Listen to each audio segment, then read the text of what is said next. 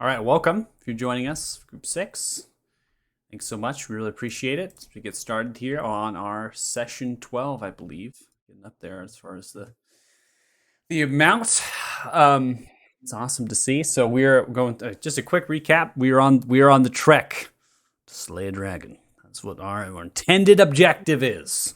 We are with Monsag giants, particularly with individual here that's leading kind of the pack, Wolfsing Volsong, and the trio behind them. You are riding the giants, it seems, none of which you have taken the bridge in this particular endeavor.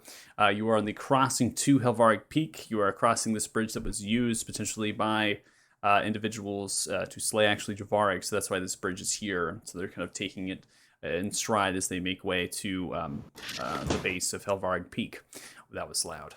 Whatever happened, I'm so apologize. Yeah, let me turn on noise suppression. Hopefully nothing's broken. It sounded like something broken. 5e handbook falling off the desk. There you go. Oh, it's got a handbook. It's awesome. All right. So you all had navigated around on this journey. You had navigated around a large creature, not engaged with that. You made way to kind of a totem, a spiritual area there for Thrym, and potentially exchange for gifts. All of which kind of some of you became a little bit apparent on what gifts that you had been provided. Maybe a couple of you a little bit nuanced. You're really kind of unclear at this point. Some of you, I imagine. But lo and behold, something did indeed happen, hopefully, and you all had made way from that kind of sanctuary, that protected area. Something that Wolfsing had said is that these creatures dare not come here. That this area is sacred. That it's something that they use as this kind of sanctuary or checkpoint of sorts in the safety of their trek through the mountainside. Now, you had traveled a good distance through the day. You've reached this potential point, and it is said that Wolfsing Volsong has said you will be reaching the base of Helvarig Peak on this day, that you'll be getting there. And not only that, but you actually can see it, right, in the distance east of this actual map. And you can see the large peak, and you're aimed to get to the base. You don't want to climb the actual mountain. You just want to get to the base of the mountain where it's beginning to form and start. And so that is where you're headed. And you'll most likely get there in several hours of travel from this particular location of this bridge. But as you traverse through the water, one of you, potentially spotted by exceptional passive perception here, there was a tail of some creature, some almost like fish scale, large appendage-like creatures begin to move its way through the water, and it is attempting to ensnare and actually constrict the actual giant that Ezekiel is currently riding. So with that, we actually have to get our initiatives rolled as one of you are able to spot that thing happening. So we're going to start immediately into combat.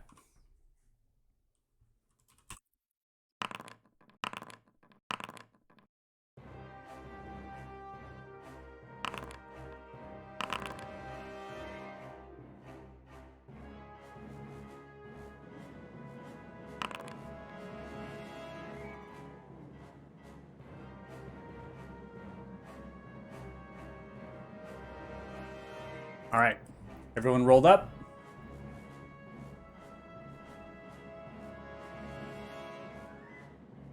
All right, looks like we're all good. All right, starting at round one, Thea, you are up. I do want to clarify that anytime you wish to be set down from your giant or picked up by your giant, it is free.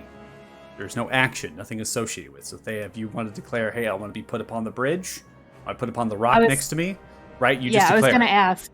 Can they put me up on the bridge? Yeah, lifts you up. I have to move the token just a little bit to get you up there. There you go. Sets you upon. All right. Can I see the tentacles at this point?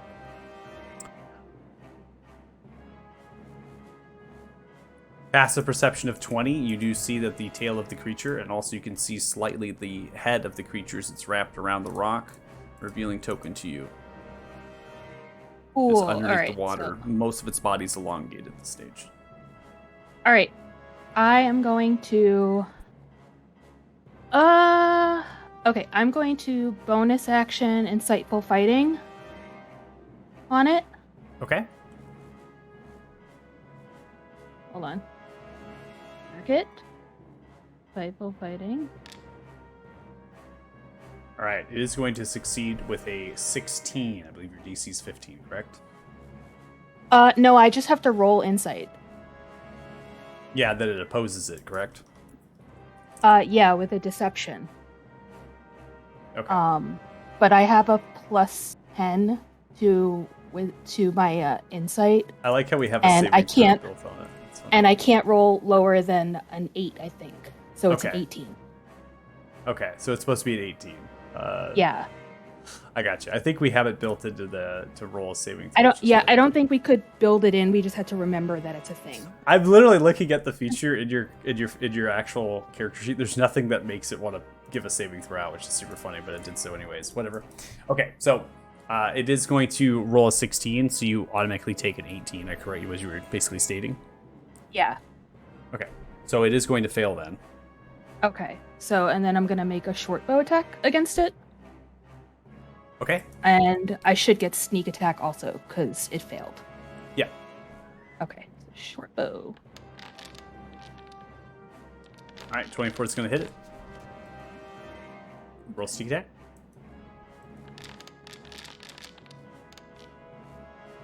All right, it takes 15 points of piercing damage. The arrow thuds into the water.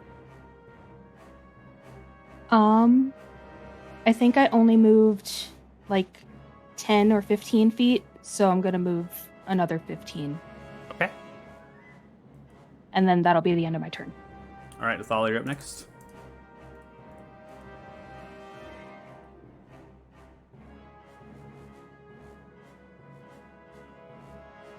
Okay. I would have had heavy for this one.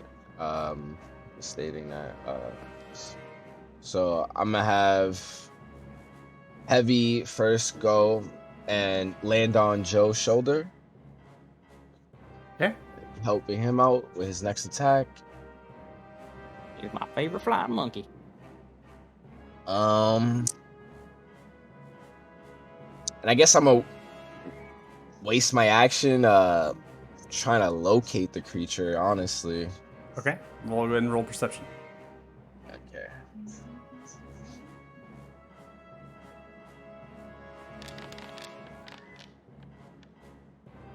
Three, you're unable to see the creature. And then I'll ask Wolfsing to put me on the bridge. Okay. See you on the bridge. I'll back up. Actually, I'll start running. It's just 20 and 30. Okay. End of turn. All right, ending turn, we now come to the east side of the bridge as a creature in camouflage reveals itself, thumping out, moving its movement speed, comes up to one of the sides of the bridge and begins to take a bite at it. The actual ropes of the bridge, attempting to destroy it on the east side. Snapping and snarling, lets out a small roar into the actual air. Ending turn. Now come to another one, revealing itself from the opposite side. This one as well takes an action again to attempt to destroy the bridge. The bridge begins to shake wildly as they're attempting to thrash it back and forth, tearing apart the large, thick, braided rope. Ezekiel, you're up. Did he say there was a tentacle wrapping around? It isn't. It is in the process of wrapping around. This was spotted by Dirty Joe. Dirty Joe, in declaration at the end of last session, really just kind of started off and yelled it out. All right. Well, I saw Thea shot somewhere over there, but I don't quite see, so I'm actually just going to. Can you put it on the bridge, please? Kind of chucks you, throws you up on it. And start. Thank you. Start running 30 feet. I will action dash.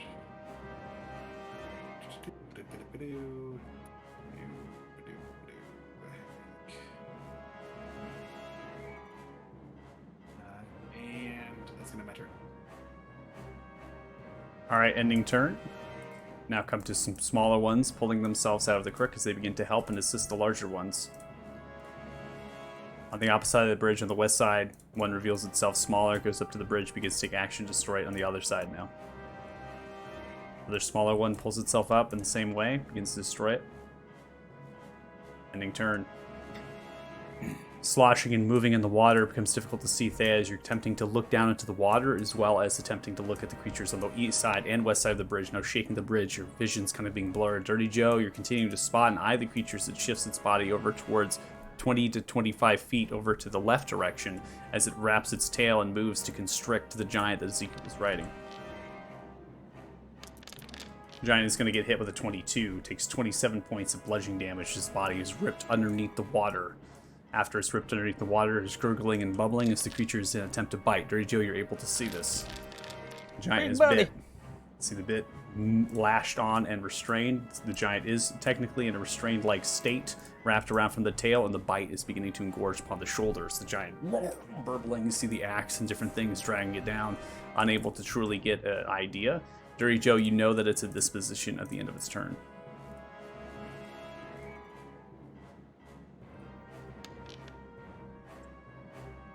Giant resurfaces, pulling outside of the actual tentacles. It's now above the water.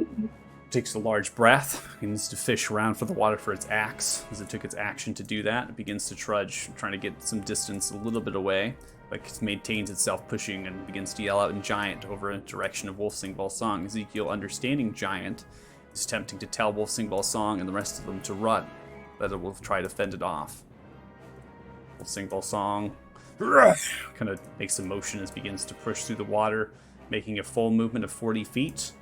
It then is now going to, even without your permission here, Dirty Joe, it's going to set you upon the bridge, as well as heavy on the shoulder of you. And then it's continue to make its dash in effort. As it does, it climbs upon the actual rock, moving its entire movement speed here of the ice as it shatters through in a dash. Zell, you're up. I'm gonna ask mine to put on the bridge first of all. Okay.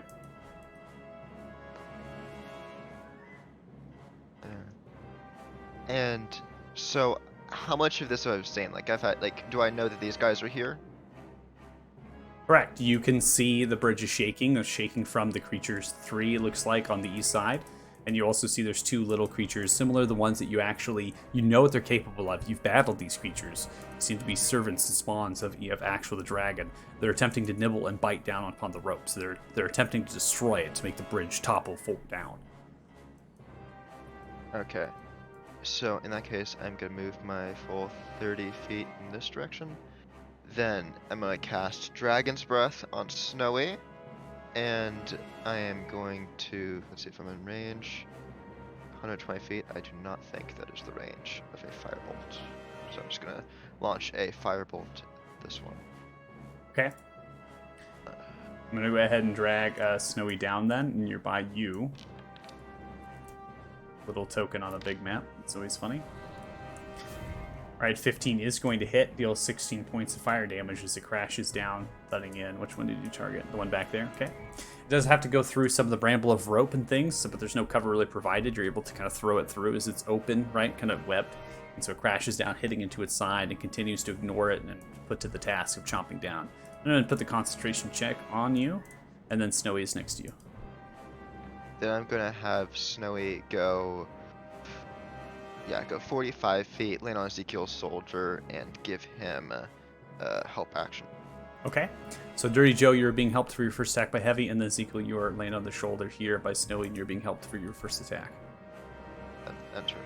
Alright, ending turn. Pushing itself out of one of the entrenchments of a frozen waste, pulls itself on the west side. Larger one kind of moves and steps over the smaller one, begins to take its action to bite down. That rope snaps. As it does, the rope bridge begins to pull, moving, noticing that 2 actions were taken upon one side of a bridge at a time was enough to break it.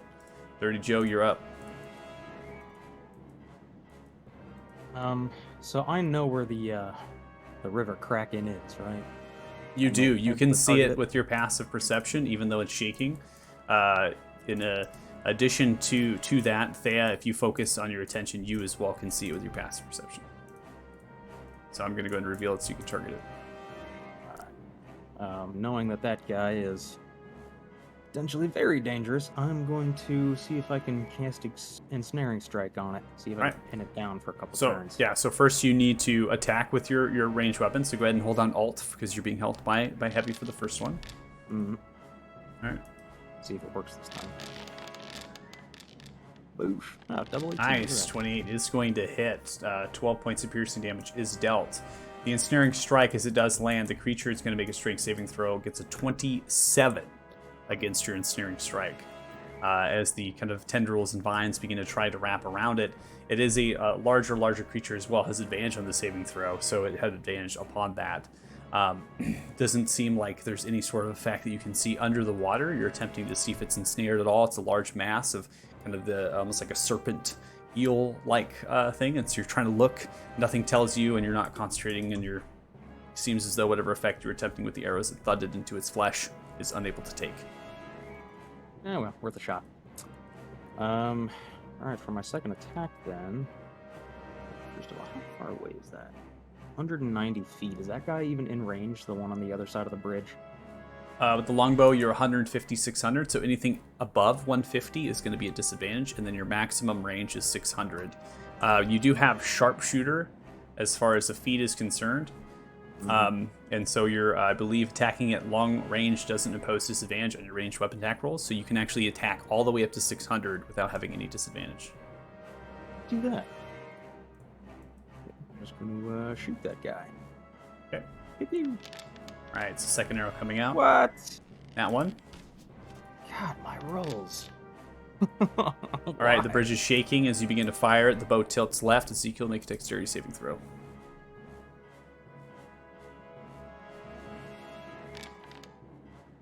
(16), you're able to get underneath as the arrow was mistimed, launched towards your head. You kind of dive.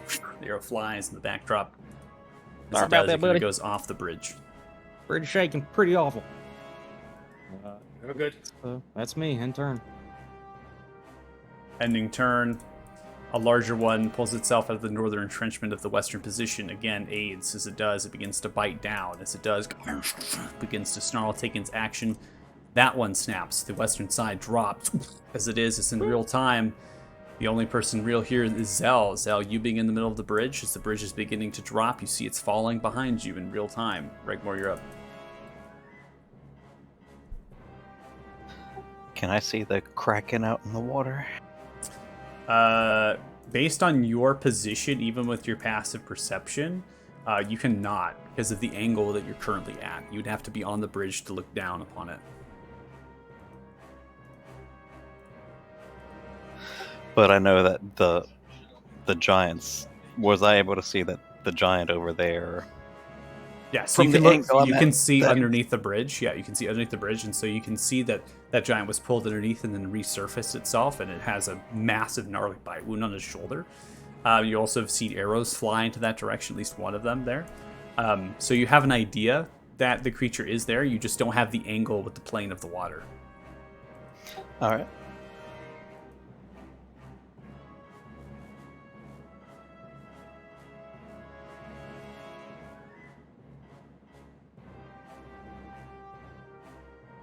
So, Reg's going to conjure some aminals. Conjuring the aminals. Very nice. Conjure the aminals. What are you gonna make? Oh, octopuses! That's so funny. I love it. So I think you get two of them, right? Out because they're giant. Yeah, I got two. All right, I'm gonna roll for one of their initiative, which will match both of them. So I think that got a 17.13. So I'll update that one. All right, they're on the board. Yep. I will remain with my giant for right now. Okay. And end my turn. End turn. We now come to this one. This one at the backdrop over here has recognized that the bridge is falling. It's now going to place itself underneath the bridge. As it does, it grabs onto it to brace it. As it yells out towards you, Zell. As it holds onto the bridge as it begins to fall. Now with you, this one is going to continue noticing that you have not requested. It's now going to get you over here. And after doing that, it is going to toss you.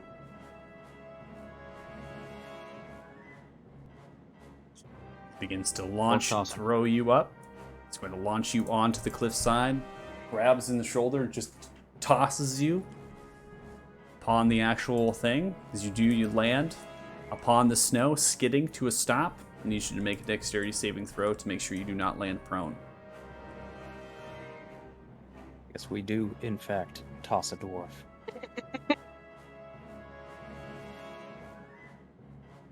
Go ahead, Regmore, make a dexterity saving throw for me, please.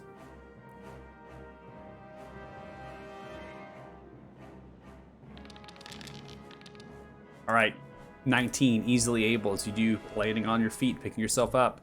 You're there. The creatures in front of you don't seem to recognize that you're able to make that, so they're continuing to do what they're doing with their backsides pointed towards you.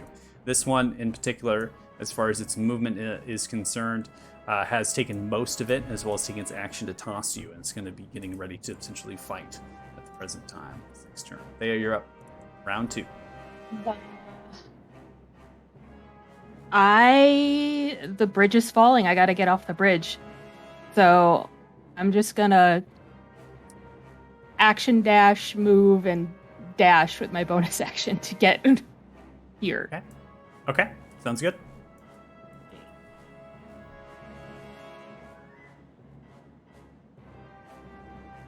And then I'm done. So you're moving. You're doing I your can movement, move action, 30. and bonus, right? You're doing Yeah. you're doing the double dash. Okay. Yep. All right. Ollie, you're up next. Okay. So this guy is currently engaged with the Kraken, right? Engage with the serpent. Yes. Are the 2 octopi also engaged as well, or is it just? You can't. Yeah. With you could probably see the octopus. You can't necessarily see the serpent in its position, but you see the octopus's heads maybe bubbling a little bit, but they're going to be sinking into the water. Okay. I want to help this guy out. All right. I'm gonna do a running jump. And try to land on this giant over here. Okay. So I'm gonna move back towards Ezekiel first. Get some distance and then run and try to jump across. I think I could do that with all my movement because it costs movement to jump, right? So as you do a running jump, you see kind of launch. The giant actually kind of catches you a little bit, props you onto the shoulder. Thanks. I think I'm just gonna stay here and I'm going to cast Vortex Warp at 3rd level on the 2 Draconics creatures, the big ones. So Okay. this one and this one. All right, so the 2 large ones, they're going to make Constitution saving throws. So I'm going to go ahead and roll those out here. If you want to expend the spell slot. Okay. And then your DC is 16. Both of them fail, 13 and 12. I'm gonna choose in a 90 distance space. They're gonna drop right in the water over here. I think that's 90 feet. Yep, that's 60. You want to stack them, or do you want them to be... I actually want them as far as possible, so if I could get them like 90, like probably over here, then yeah, that would be great. Okay, it's 90 feet from their position, correct? I think it's it's whatever From I you? can see in my range. Yeah, 90 feet from me. Yeah, you're way out there then, because you're super far. Mm-hmm. All right, I'll put him there. All right. And I'll have Heavy just continue doing what he's doing, helping Joe, and that'll be the end of my turn. All right, come to the Just so one you with know, the large... you can actually do 120 feet because you cast it at 3rd level. 120 feet? You're right. Yeah, it's Oh 30 my feet. gosh, it's so Yes! far! Off the map. Off the Off the map. Which Oh, brings the river so then flowing. it's one. I thought it was both creatures. I thought casting at high level as another target. So there will only been one. Okay, so you can only go one of them. So one of them is far away and the other one is still doing what All right, it's doing. so top or bottom? Which one? I'd say the top one disappears. Top one disappears, so the bottom one's still there. Yeah, yeah. Okay. Guilty? Initiative order wise, I think it's the other one. So let me go ahead and switch them up. I think the bottom one is the actually lesser one on the initiative order. They both rolled the same, but I want to make sure it's accurate. The initiatives. Okay, so this one's going to be 20 feet away. So vortex warping, as you action your turn, kind of plop as it is going to falls into the water, right? Large crash. And the current is actually dashing against it. It begins to kind of move its tail as it is. It's kind of swimming, almost like pulling itself. It is struggling. Does not seem like it can move at its top speed within the water. And it seems to have some sort of frozen effect as well, kind of freezing the water that's around it, but the moving water is continuing to make it so it doesn't freeze. It is 120 feet away from you, but it has moved 20 feet, so now it's swimming in the surface of the water and is on the map currently. So it is directly in its current position. That is accurate. That is not going to be end of its turn per se, as it is now going to take a dash and attempt to kind of go at an angle here towards the actual rock side. So it's now kind of swimming over, and it's mainly trying to get itself onto the ice flow that's built up. So it's almost like kind of reaching out to potentially get upon that. And that is going to be the end of its turn. So now we're going to come to the one here at the bottom.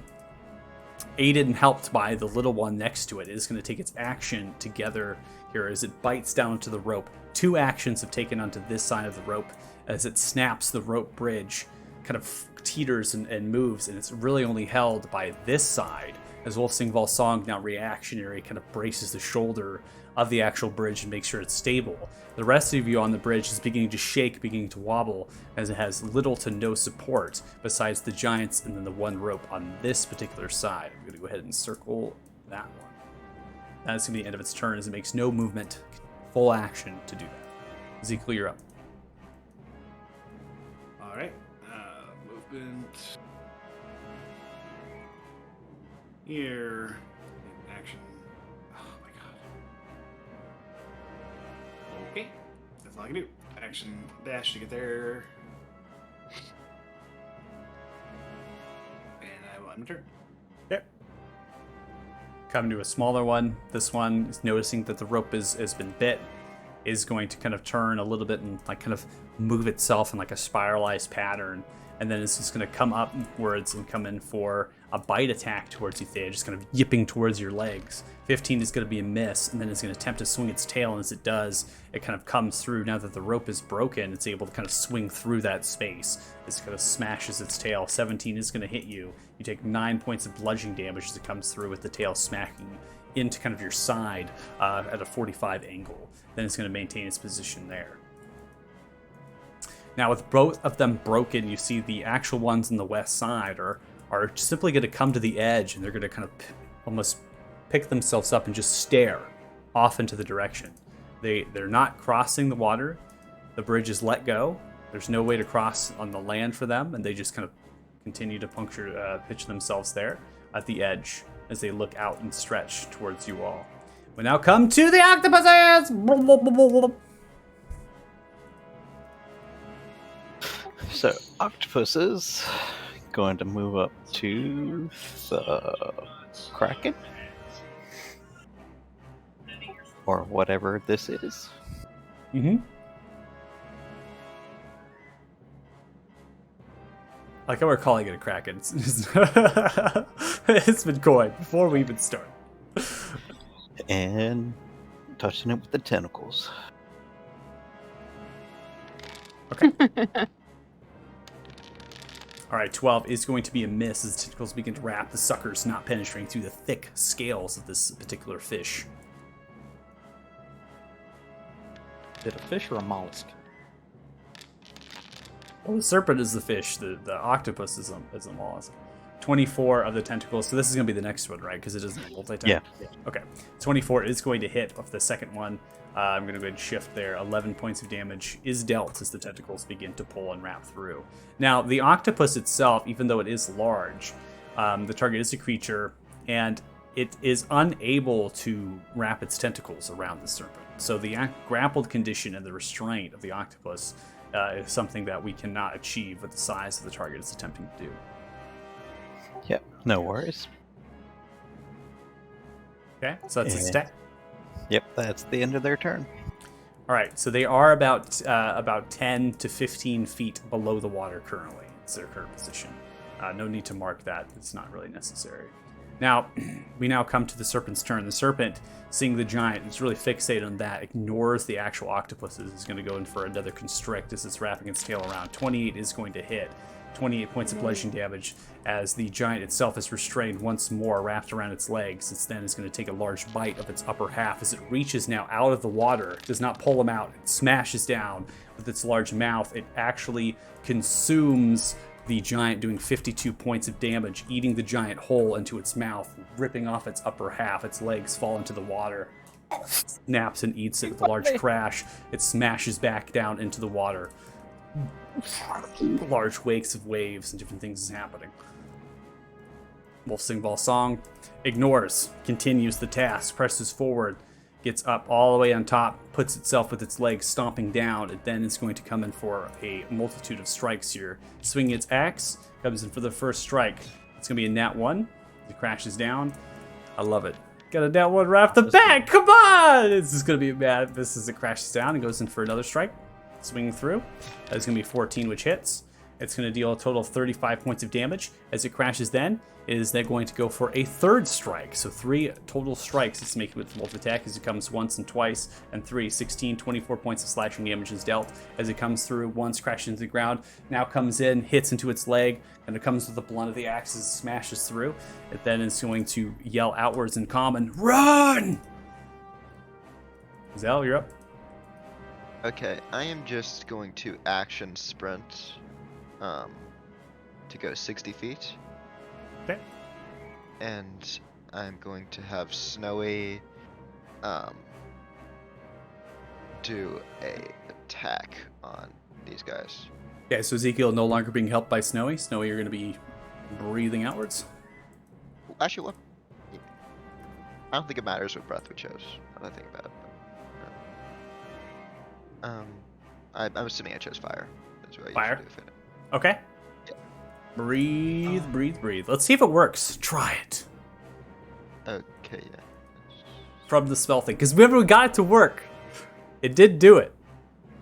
When you used it from the spell. I'm curious to see if it fixes itself. Is that gonna light the Okay, rope just on fire like then? that. Oh. Okay. Are you casting a spell when you do that? Or are you creating just a template? It tells me to place. And I nothing go happens. into the spell, I cast it, and then I click on the place template option. Love it. I love it. Okay. On roll saves, go and remain to roll damage. Um, I love when things don't work properly. 3d6. Right? Yeah, it's 3d6. Okay, yep. I probably should know by now considering how much you use it. Oh, 4 points of damage. Both of them fail as it begins to rope. That bridge itself is, the rope is snapped, so that is not going to be a detriment to anybody as it breathes outwards. It's also probably flying up a little bit, coming for a downwards of the cone as it breathes down on top of them. 4 points of damage is dealt. They both do not save, and they're kind of just taking the heat and seem not to be phased. Yay, 4 points. Then I'm gonna have Snowy fly over and land on Wolf Singing Fall Song's shoulder. Okay. And enter. All right. Similar fashion. Turns on the other side. Dirty Joe, you're up. I think it's immediately imperative that I deal any more damage, so I'm just gonna run off of this bridge. Okay. You still have heavy on your Here at the shoulder, front. just FYI. So you're running 60 feet. Dash. Yeah. Take a dash and well, I guess can I at least target this guy with a Slayer's Prey before I attack him? You 'Cause I can, can't yeah. attack You him can anymore. use your use your bonus action for Slayer Spray. So you can use your bonus action there. Go ahead and target, and then click Slayer Spray. Actually, I'm gonna target the other. That would be more useful. All right. And yeah, end turn. All right. Ending turn. Now come to the last one on the other side. They are just going to continue to look as they turn and rotate. No real path across. Regmore, you're up. Huh.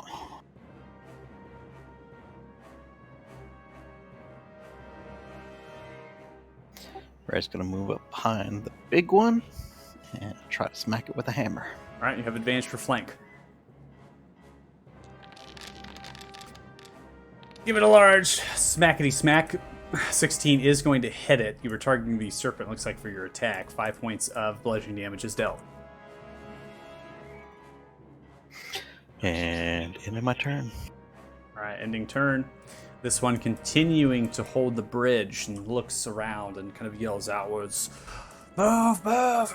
As he's holding it, bracing for the inevitable attack of the actual serpent. It's continuing to hold upright. Now, looks towards you with all on the shoulder. It's going to pick you up. And it's going to toss you as well as Regmore. Make a dexterity saving throw, please. Hoping this would be on my turn.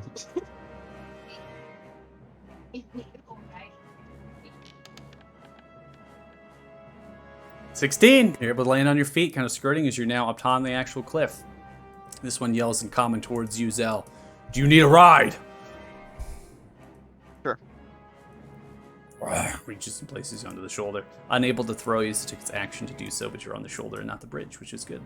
Ending turn. We now come to the top of round 3. Thea, you are up. Okay. I'm gonna make 2 short sword attacks against the big one. So, the big Okay. lizard thingy. Hold on. I need to untarget the other one first. Target you, and then. Oh wait, I get advantage, right? Because I'm flanking? You do. You can fish if you want. Okay. Nah. Not getting there. All right. I'm going to take Yeah. 7 points of damage. You can roll sneak. Okay.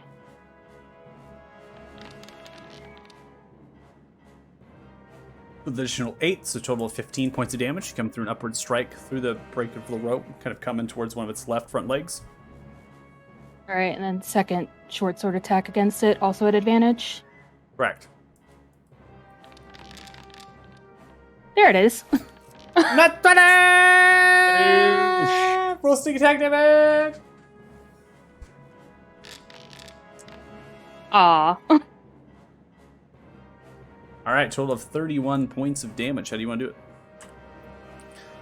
it? I'm just trying to be as economical as possible right now. All right through the skull. Slamming it directly through its face. The splits apart into its head.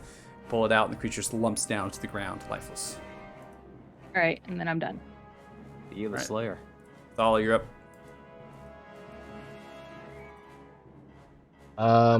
I'll reach my hand out towards the little one, casting Toll the Dead. Okay.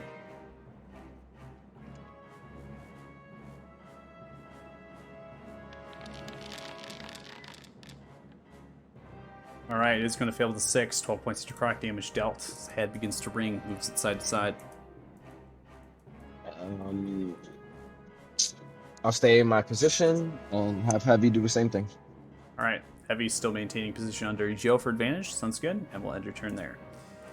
This one now climbs upon the ice. Now is at its full movement speed. It runs, moving, and then is going to attempt to climb. As it does, sidesteps over and is going up the rock face. You see the actual ice embedding itself into the ice rock and seems to have ice climbing it. It's just making its way up at normal movement speed now that it's on the ice itself. Ending its turn as it does not take a dash. It ends its turn.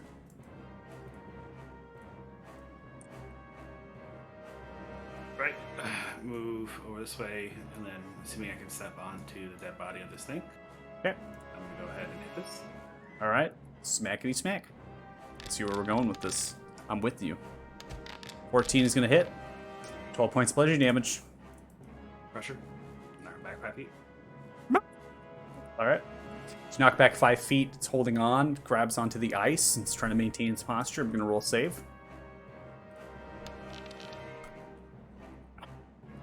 Like I'm getting out the nat ones right now, which is good. I think that's great for everybody.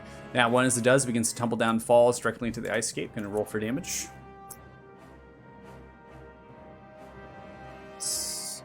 Rounding down. This creature crashes a large thunk and is prone. We need to go.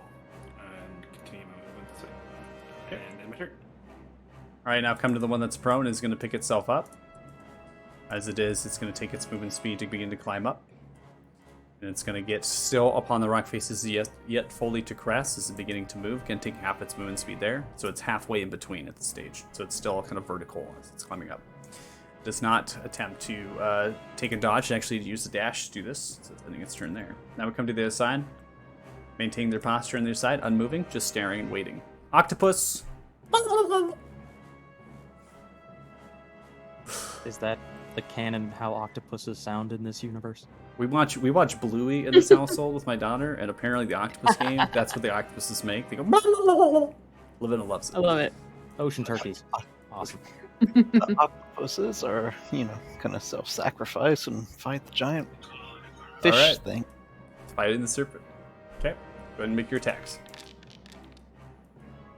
20 hits. 9 points of bludgeoning dealt. Reckons to sucker and wrap itself around. Tentacles. Unable to do so of such a large creature, but it does strike and rip through some of its scale-like flesh. And a 10 does not, as it kind of crests through on it. None of the suckers are able to kind of rip apart the scales. And they're staying right there. And then All right. returns. Ending turn, this creature is actually going to completely ignore the actual octopuses and leaves both of their threat ranges. They both have attack of opportunities to make if they so choose to. They do. Okay. First one comes out, 23 hits. 7 points.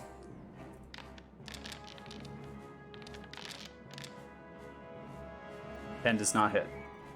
Then it's going to be making a constrict. Now pulling itself, does not maintain its stealth. It is now breached, so its actual head is breached. It's going to take its tail as it goes to wrap around the giant, who's holding on to the bridge. 30 is going to land. Deals 28 points of damage as it wraps around constricting, now restrained. It's then going to open up its mouth for a large bite as it rips into its shoulder, potentially to shred it. 14 is actually going to miss as it reaches out its jaws. See the giant grabbing the axe and pitching the actual jaws outwards together and kind of pulls it back, ripping, still restrained from the constrict, but it is not taking the bite. Wolf Sing Ball Song now is going to raise out its hand. As it does, the actual water in the air begins to turn into ice, forming a large ice spear or javelin. It's then going to take it and begins to throw one of them in the direction of the one that's taking the dodge action, climbing up. 19 is going to hit, deals 27 points of piercing damage as it thuds into it, the piercing. Then going to form another one, target the one to the left as it sidesteps, looking towards that one climbing up. 27 hits. That deals 21 points of piercing damage. That one gets thunked and flies off and is dead. We'll sing Vol Song. Then it's going to now turn its body position, bracing for the next one climbing up, getting ready to strike. Ending turn. Zell, you're up. Can I ask the giant to throw me? Or is that it? I could do so on my turn. Okay. In that case, I am going to launch a firebolt at the now. Actually, let me check something quickly. How big of a radius is that? Ooh. Yeah, no, just a firebolt at the. Okay. Which is going to be a 4. Oh, we know. 12 does not hit. Flies off, crashes into the ice at the backdrop. Then I am going to Misty Step onto the bridge. Okay.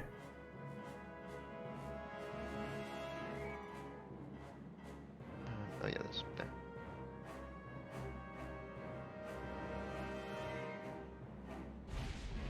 And run the other 30 feet. And then Alright, chugging along. Okay. actually, I'm gonna give Full Sing Full Song advantage before with the snowing before I do my turn. Okay. Great, Joe, you're up. I don't think if there's any way to help out this guy in the water.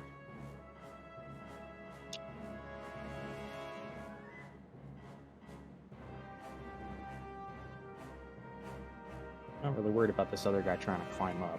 He's more or less cornered. Yeah, I'm just gonna shoot at the Kraken. Why not? See if I can distract it, even though it's probably not gonna work. Let me switch my Slayer's Prey over. And let loose the juice. Wait, do I still have advantage? Yeah. Okay, so Heavy's still there. Heavy still on you? Probably gonna need that. Oosh! That's 20!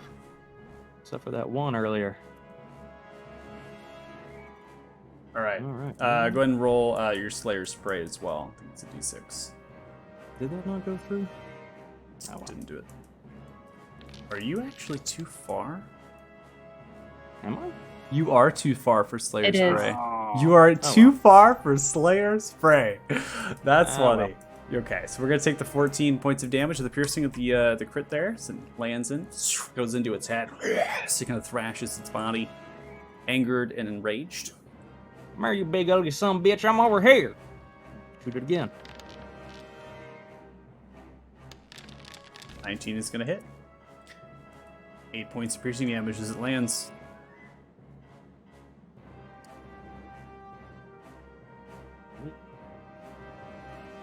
I'm just gonna move off the bridge entirely because I do not trust this thing. Okay. I knew we shouldn't have trusted that bridge. Look what happened. We just stayed on the Giants. Yeah, end turn. Ending turn. Large one continues to watch. Regmore, you're up.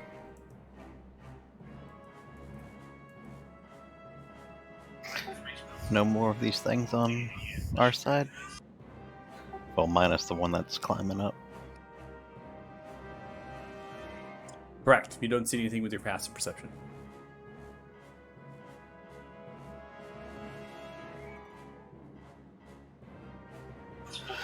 Move in there and am I able to see the one down here? Yeah. Just climbing up. In the process of it, anyway. Going to Thorn Whip.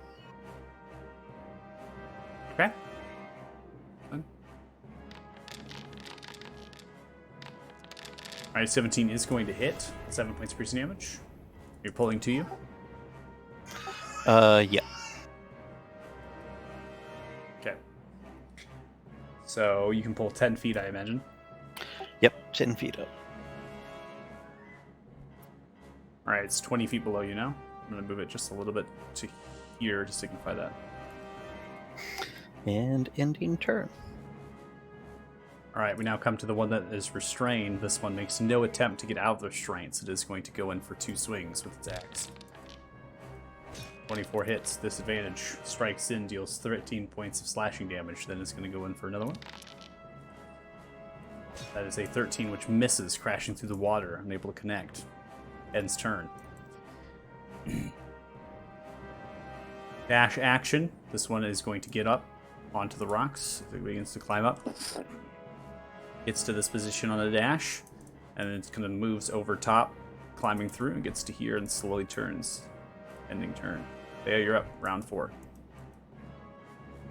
I'm going to just step here and try to shoot at the one that Reg whipped Okay. to see if I can kill it. So that giant is no longer holding the bridge on that side.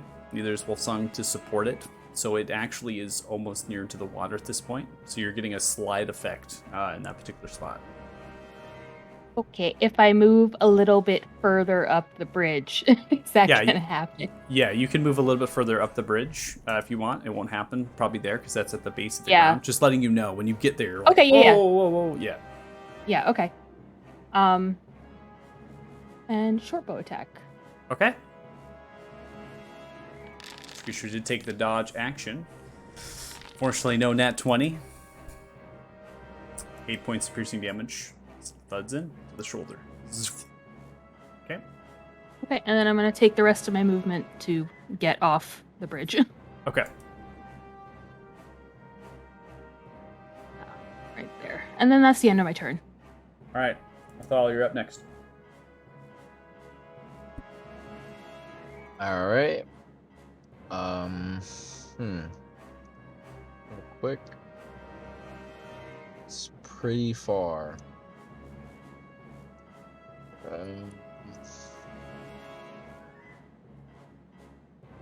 All right, I'm just gonna cast Hold the Dead on the one climbing up. Yep.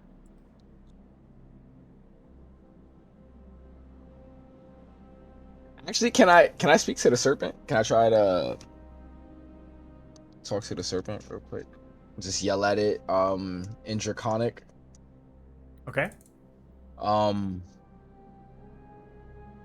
you one of Ethrin's pawns? And that'll be the end of my turn. Now, kind of the one that is dodged, she continues to make its way upright. As it does, it finishes its climb, comes into this particular space using the actual space of the Wolf Singval song. It is going to trigger the last attack of Wolf Singval song. Comes in first strike with its axe. 21 is going to land. Deals 17 points of slashing damage. Creature still alive. The creature is then going to open up its mouth as it breathes a cold breath.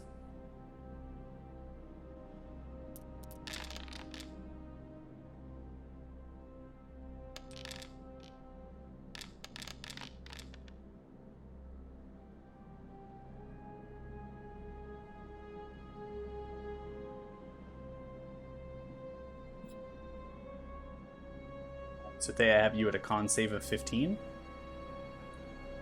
You're going to succeed on your saving throw, fronting most of the damage, which is 24 points of cold damage. Oof.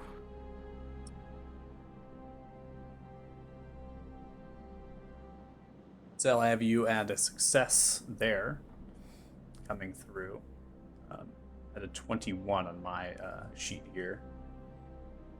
Okay, yeah, so that auto rolled for me. It is going to auto roll for you. Yep. So it rolled you a 21. So you're going to take Can half.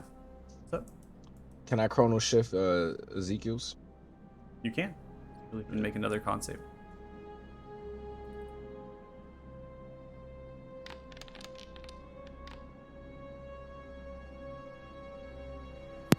Awesome. Ezekiel, you succeed.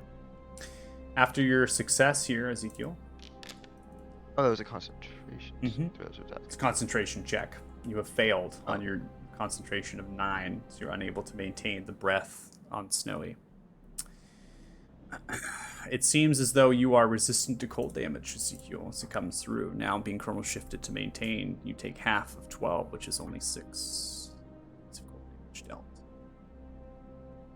No longer Snowy can breathe Dragon's Breath of Fire. The creature continues to maintain its position, ending. Ezekiel, you're up.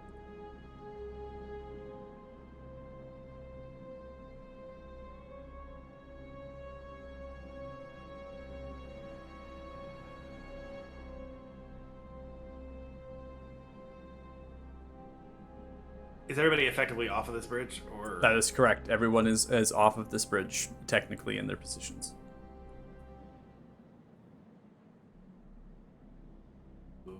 okay? Then I'm just going to go ahead and collapse the last bridge part and attack it myself. Okay. No Oh, need you're to make back. an attack check. We'll just go ahead and call it as is. So you're coming with your fist. You snap as it does, breaks. The rest of the bridge topples in, sliding slowly as it kind of flows into the water, disappears as it hits into the ice. Some of it's still remaining in its process, but it is destroyed. We'll Unusable. worry about that when we get back. And then continue my movement over. I don't know. Is a giant? Can I occupy giant space? You can occupy the giant space, correct? I can't target the creature, but I would make 2 attacks on it. Okay. I moved it out of the way, so you should be able to target. 26 hits.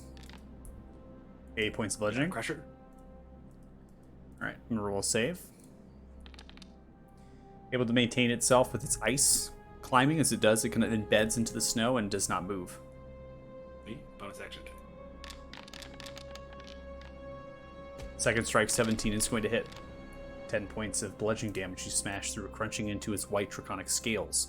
Multiple different places those are hanging off and kind of falling, but it's still alive.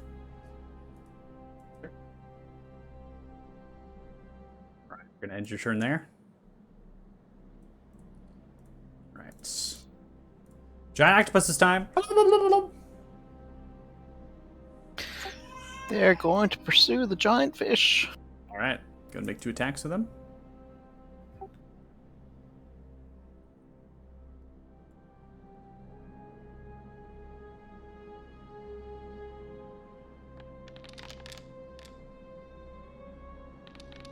$16 is not going to land. Suckers are unable to penetrate through the fish scales.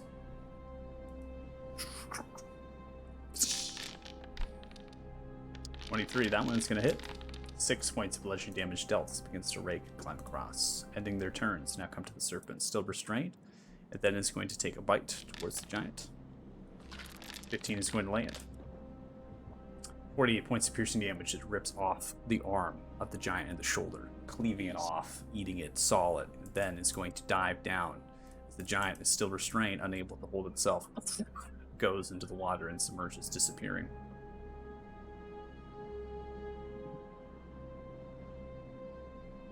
Going to go ahead and reveal the position for your octopuses. And by the way, it is octopuses. I just want to let you know. That's a scientific fact there. It is octopuses. It is not octopi. If you say that, you are wrong because it comes from a Greek in the way that is defined. That is their position currently. It is actually taking that giant downriver, which heads towards the north. All right. Did not say anything back to you, Paula. Now come to Wolf Sing Volsong. Gonna go in for a series of attacks here. First attack hits. 30 points of damage dealt. Second attack. 28 hits. 22 points of damage dealt. Smashing into it, clubbing it, it is dead. Kicks it off as it lands lifeless on the ice floor. Begins to turn into that same ice spike after they're defeated. Sees Wolf Sing Volsong immediately turns around, yells out in common, "We must move," and moves with its movement speed. 40 feet. Heads in the direction of an opening. Kind of rampart as it reaches into the tree, kind of a surrounded by forest, aimed to go east. Sal, you're up. Okay, if Volsing is saying it, I guess that's what we're doing. I'm just gonna move this way, and I will have Snowy land on, to say, Thea's shoulder. Yep. So at this point in the combat, I have to ask, is anybody taking combat actions, or is everyone following Wolf Sing Volsong to move on? I was just gonna cast Cure Wounds on Thea over here. Okay, that's totally fine. We can do that out of combat. So anybody else? I The was gonna follow. Follow? Okay. Reg will follow, but the octopuses will still pursue the fish. Okay. To the death.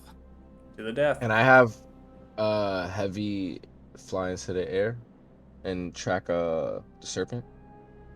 Yeah, I'm just specifying, are you going to be taking any hostile actions towards the serpent yourself? So, I mean, the octopus thing is a little bit different. I think we're moving away, but the octopus will stay and harry the beast, and they want to track it above, but we're going to continue to move. Okay. Yeah. Yeah, that's Yeah. that's all I'm asking. Yeah. Okay. So as we end here, Heavy flies above. Heavy getting perception of the beast. The beast is continuing to pull the giant underneath the water and finishes off the giant. Takes another bite out of the giant. The giant's lifeless within the water, is continuing to devour. The serpent's just swimming, headed downriver to the north. The octopuses cannot keep up. They don't have enough swim speed to catch the serpent.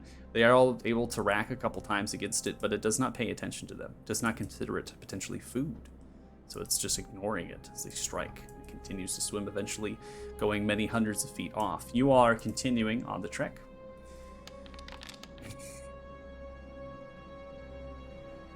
Healing given.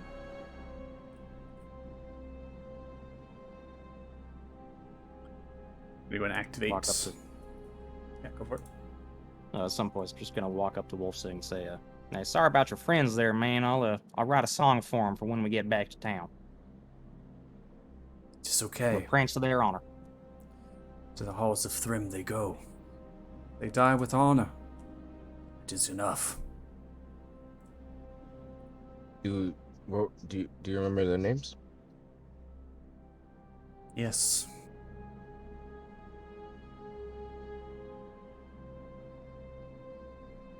Come up with 3 Guess giant that's hands enough. right Okay.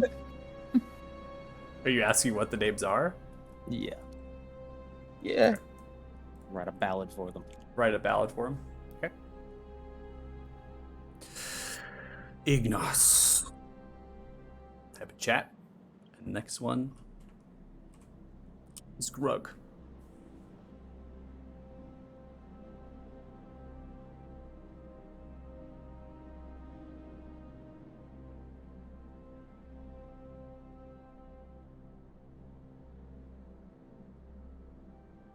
They were mighty warriors. Their loss will not be in vain. Of course not. Slay this dragon. We'll avenge them. Damn right. Let's continue to move. At this point, Wolfsing Volsong begins to pick you up, as well as the other giant, getting onto the shoulders as best as possible, and they are running at this point. Continuing to run and move.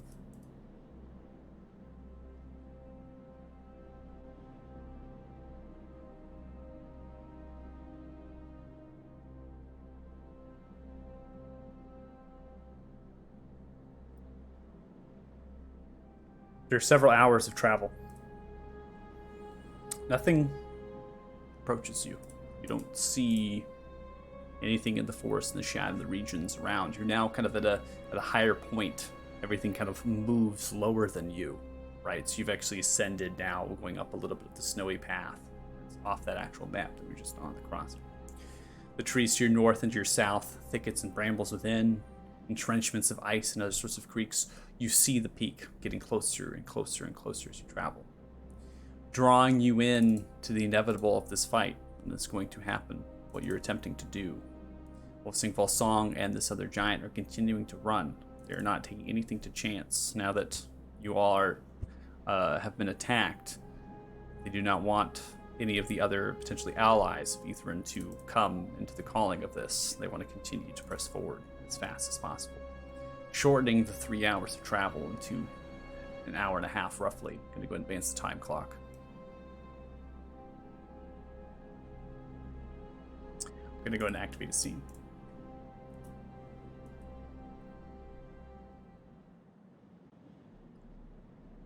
Eventually into a steep and narrow ravine you go. After the forested region, the high altitude is now going for a descent as you begin to make way to the base of Helvarig Peak. Up above, reaching high in elevation, greater than 3,000 feet is the actual top of this mountain. As you scan the base, you can see an opening across a network of deep ravines that form a natural barrier between you and the cavern entrance. You notice immediately Wolfsing Volsung stops, gliding across the bramble, going into this bowl around you. So the shelves around you form this circular spiral, this circular bowl, right? So you kind of see the cliff sides are really jagged. It's almost like a crater that you're currently in, right? And you've kind of made your way down to the bottom of that crater, to the base of it. You see the cavern stretching across. Inside, you can see just a little bit of what lies in there. A large gaping hole, crystallines, dancing lights bounce the light naturally through the actual cavern, hitting it and trace. The cavern seems to be large and enticing, and something that Wolfsing Volsong would like to get to. Stops, though, hesitates. The large trench looks, begins to listen. Turns, looks as you're on the shoulders, holding onto the arms as well.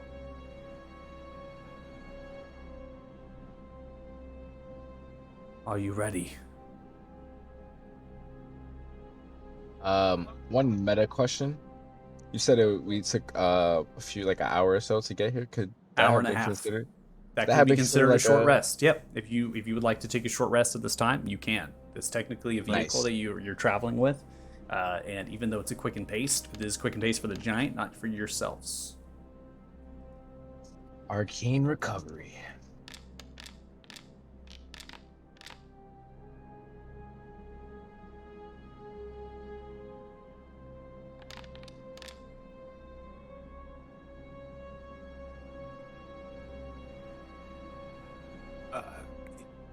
Before we cross,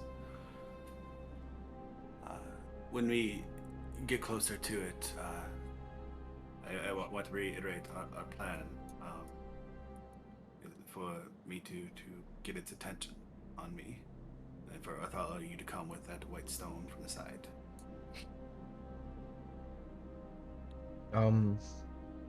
Maybe we could build upon that plan. Zell, do you have invisibility today? I do. Maybe turning me invisible. I don't know how good Ethan can see, but using as much as we can probably help. Like, One thing that worries me in this case is that Ethrin seemed to. Well, maybe it was just me, but it seems like Ethrin almost could tell where the stone was. yeah, it's got like a sense. It honed in right on us last time, so that might not do Which is anything. why- Maybe we should, if we could get close to somebody else, so they could get like a sneaky pot shot on 'em or something. Maybe didn't you have a catapult spell? How accurate is that if we wanted to catapult the stone at Ethrin? I don't think Othala should let go of that stone. I agree. Othala should keep it. If somebody Agreed. takes a shot with if they miss Ethrin, then it's out of his hands. Okay. I can be very annoying when I wish to be, and I believe I can get Etherin's attention and ire. Maybe, I don't know, I could assist you Joe with that. or Thea, are you able to help the others sneak around, and I could try to get its attention, and you guys get into a good position, and then hit it with everything you got. I could try to help with the nullification on detecting the stone.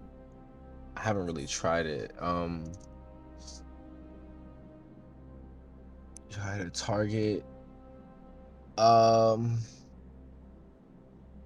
Michael, would non-detection be able to work on items? Be a willing creature or a place or an object. Oh, yeah. It could be an object. I'll cast non-detection on the stone. Would we try to take a lot of stones and make them all look like the stone that Othala uses, maybe? Othala, as you cast non-detection, the non-detection does indeed take place. However, this object is already immune to divination and scrying magic.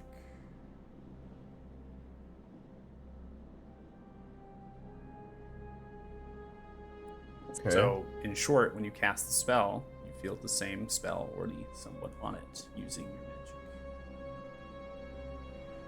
Well, regardless, everybody gather around me real quick. I'm gonna show you all the Bookwilder sneaky snip.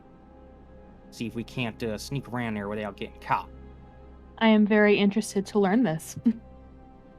What's a snip? I do have an idea. What if we took a stone, the same general shape as Othala's, and then we use prestidigitation or some other magic to make it look the same, and then have someone else hold it as a distraction while Othala gets closer? Well, we can do that too. That's fine. I'm also interpreting this Othala's a conversation. gifted wizard, he might be able to do that. I didn't mean to interrupt. I'm interpreting this conversation as well on the way here. Just FYI. Mm-hmm. Great. All right. It's basically what you do though for the sneaky step. Got to hunch up all on yourself. Kind of twiddle your arms up in here like you're some kind of a velociraptor. And you sneak around on your tippy toes like. Just like that. Now, I don't know why you gotta hunch the arms up like that, but I know that it does not work if you don't do it, so gotta make sure you do it like that. And bye-bye. Do we have to bob up and down as well? Yeah, that's part of it. Okay. Are you in any way related to, like, cave people? I do not know the answer to that. Wouldn't But- you be more related, Zell? You do have Would I be? skills. I mean, that doesn't necessarily mean I'm related to cave people. Snakes burrow and live in. Yeah. I mean, I'm related I to don't know, snake Othala, he's a people, little not racist. snakes. That's the weird. Like, He asked if he was related to cave people. I'm just trying to make a correlation here, but I mean, So anyway, I'm just gonna go ahead and Thanks, wait. Am Joe. I able think to that'll target work really everybody? Am I able to target everybody at once and cast that? I can do it for you. It's fine. Oh, okay. I'll just go ahead and. wait a minute. Okay. Okay. Is So that we're is that using- how he casts Pass Without a Trace? Is that I just do want to fuck- state one thing, that it will only Hmm. last an hour. Okay. So you Don't could we have to always, stay- stay know within we're 30 going. feet of you? yeah, you have to be relative to you. Right. So we would cast it before we go into the cavern. Yeah. Yeah. or as soon as we get into the cavern. Who knows how long we're actually going to be in there. I think Also, we're going across this ford. It might be dangerous. Maybe this is a good time to cast it. well, I So have is a it- question. is this- How are we going to try and cross this fort without making noise? Like this. We're gonna be stealthily thrown. Mm-hmm. I'm just saying, throwing people that weigh probably 100 pounds plus makes a bit of noise. How many people can you target with that? It says just anybody within a 30-foot radius. So you could target Really the weak. giants as well. Uh-huh. Yeah, Maybe they can stealthily jump over the cavern with us. I like it. Snakes jump. With a Like it. giant. Okay, so with that, we're going to go ahead and have you all get onto the map at this point. So you're going to be using that spell. So I'm going to go ahead and put it on. Yeah, want me to just press cast real quick? Oh, here, there's a template. Everybody's targeted. Look That's at that. nice. Oh my gosh, Wow. it uses a template. Oh my. It actually worked. I love it. Wow. Monochromatic. If I delete the Yeah, template, that's a what bonus too. You can see it in your stealth stat. Oh shit. My stealth is plus 21 right now. happens? Yeah. You're it gonna has be the, invisible at all times. Maybe we should give you this one. Holy sh- I think that's 13 That's big to time. stealth and I'm not even. We're Okay. great. So after casting that, right, giving pass without trace, you see immediately Wolfsing Falls Song begins to lower you three off of the arms and the shoulders, and then is taking an actual jump coming off of the base here and then launching themselves onto the other side, grabbing onto the edge. They have the strength to do it, to be able to actually jump across this ravine. And as they kind of backtracks just a little bit, begins to yell out the name of the other one, which is called Whisper out. Inside the name of Gorvar. So that one is actually the last name of this one. I'm gonna just go ahead and jump it myself as well. Because I can clear 23 feet at the thinnest, right? With a strength of 23, I think you'll be able to clear it based on how far it actually is. Yeah, you're right between, I think, there. So you're I able want to to try it. I think you're gonna. I think you're a little bit too. I think you're maybe 2 feet short of what it is. But with a okay. running, I think go for it. Go for it, dude. I'm gonna roll. I'm just gonna roll something here. I'm just curious to see what happens. Okay. All right, you go ahead and jump. I need you to make a strength saving throw. At the end, if you reach it, kind of grabbing onto the rock and the different things, you see Wolfsing Fall Song completely just astonished by it. You begin to pull yourself up, and you are on the other side. Gorvar continues to walk, now picking up the next one, grabs you, Dirty Joe, tosses you to Wolfsing like a sack of potatoes. Wolfsing catches you and sets you down at the backside. Begin to go through one at a time. After throwing this, I'm going to go ahead and pause it. There's a slight roar emanating from the entrenched positions underneath you as it echoes outwards. You're now hearing a series of ice creaks as they begin to come through at the base of the actual underneath you as they begin to move. Noticing many different creatures are making their way to this point through the actual ice entrenched ravines. You're hearing the sounds of their claws marked, dozens and dozens of them. Gorvar continues to throw. Next one, Zell. Next one, Thea. And then the next one, right. Upon doing that on the other side, Gorvar continues to jump. Now, Wolfsing Volsong enters into the cavern, and then Gorvar jumps. As Gorvar lands, the noising of the creatures becomes louder, closer and closer, as they begin to make their way in the entrenched positions. Wolfsing Volsong turns around and looks at the opening of the cavern, and Gorvar as they lock eyes. Wolfsing bends. Chosen ones, quickly, come in. Remember, sneaky step, everybody. So you wanna do that invisibility right now? Okay, yeah, I'm gonna cast invisibility. On my fella. We're leaving him behind? Speaking giant to each other, Ezekiel, you understand. Gorvar speaks. They are coming. I will destroy the entrance. Wolfsing looks, lowers the head. Thrym, you go. Wait. Steps forward, takes you, Regmore throws Made you a in, choice. runs and begins to thrash and destroy, smashing into the rock. At this point, Just going to reveal as they begin to make their way in the entrenched positions in the actual cavern, the floor of the actual entrench, the actual parts there, as beginning to climb and make their way upright. All of them, dozens and dozens of the large elder creatures as they begin to funnel themselves through, as they begin to climb, thrashing themselves up the ice to potentially get into the cavern entrance and stop you all. You see the last siding as it begins to cave down, the rubble falling. Orvar looks, disappears the backdrop.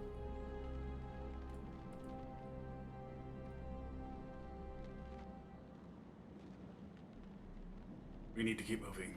Make his sacrifice worthwhile. Yep. We have a job to do. Onward and dragonward. Othala will put his hand on Ezekiel's shoulder. It's me. Just guide me. Oh, who should? Yeah, I'm a ghost now.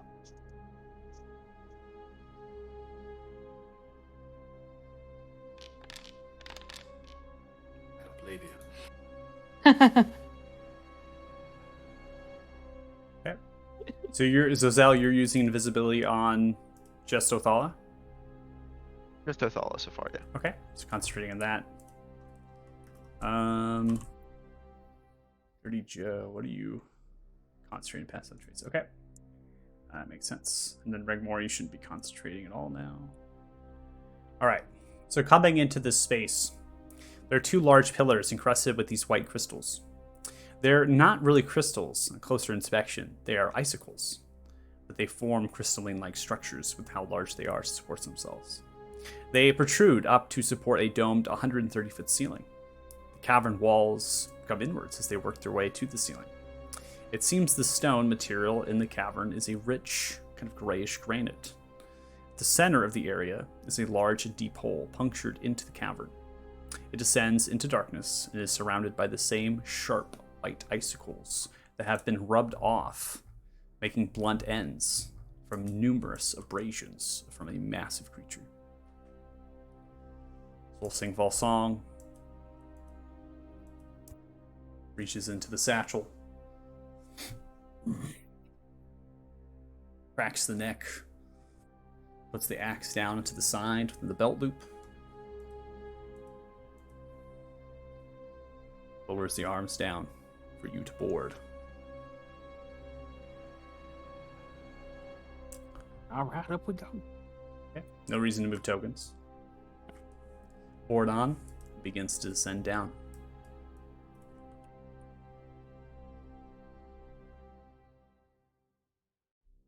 The journey itself through here is long. Eventually you descend down. This becomes apparently deep after you've actually climbed down roughly 20 minutes before it levels off, now coming into a flat tube as it heads in the eastern direction, then moves towards the northern direction, then wraps around, now forming a spiral as it goes down, suggesting that this creature does not just penetrate through the earth and brace itself through the gravity, but comes at a gradual, like a slide, right, as it goes. Now, you are not in a slide. With the crystals and the way they're blunted, even then, it's creating quite a hazardous-like condition. Wolfsing Falsong is doing the best they can is to begin to make way on the shoulders and moving through. They have to hunch down at certain times. It becomes narrow and drops in certain things. Maybe things have actually caved in here over time. But supported by the actual icicles, it forms the actual structural stability to maintain this actual tunnel. You have traveled for over an hour and a half into the actual ground. At this stage, if you need to take another short rest, you can. Pass without trace, ending. Oh, invisibility's ended as well. And ended as well. Okay, so can I use clairvoyance at this time? You can. I'd like to see the area I saw Ethrin in last time when I was in this cavern. Okay.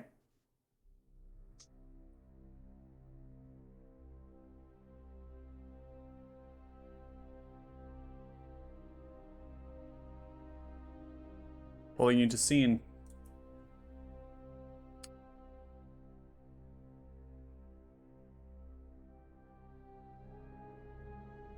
So when you cast a spell, you can choose seeing or hearing. So you chose seeing. And it's the action to switch between, but So you can use the chosen sense through the sensors if you were in its space. As your action, you can switch between seeing and hearing.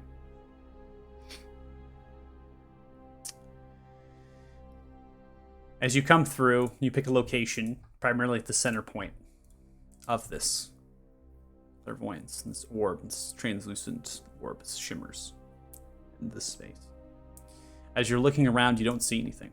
The cavern itself resembles that of which you've seen it before. Nothing is changed. The lighting, though, is difficult as the light bounces through the actual crystal, something that you have seen that it's actually taking a lot of light and moving through and actually creates its own light in some magical effect and moves with this dancing fairiness from the actual protrusions of the pillars covered in the icicles, the large and expansive 300-foot ceiling height. You don't see. Your body, though, is continuing to move. After another half hour of travel, just continuing to stare at the sensor. Nothing happens. 10 minutes has subsided, and you are brought back into space with the remainder of yourselves. You back out. But after the half hour has passed by, the 10 minutes ending, so you've come out of your clairvoyant state, right? Because it doesn't last too long. mm-hmm. You see the light from where you were before, the opening above you 300 feet, the light bouncing from that, the light around you currently in the tunnel. It's forming a horizontal and then a drop through. You've reached your destination. The large gaping hole, forming the radius from the caverns, maintain that radius, that same width across, which is roughly 20 to 25 feet. Changes a little bit, but continues. You all have come to this place, looking down upon it. I'm going to go ahead and range you. You all are 300 feet into the air, looking down. The icicles grow large and intimidating, enough for medium-sized humanoids to potentially climb through, if they so choose, actually scaling the ceiling through the icicles, right, that are forming downwards at different angles and using them to climb and manage through in the ceiling scape. Now, this is the first time probably, right, I gave a description of this to Othala. This is the first time, right?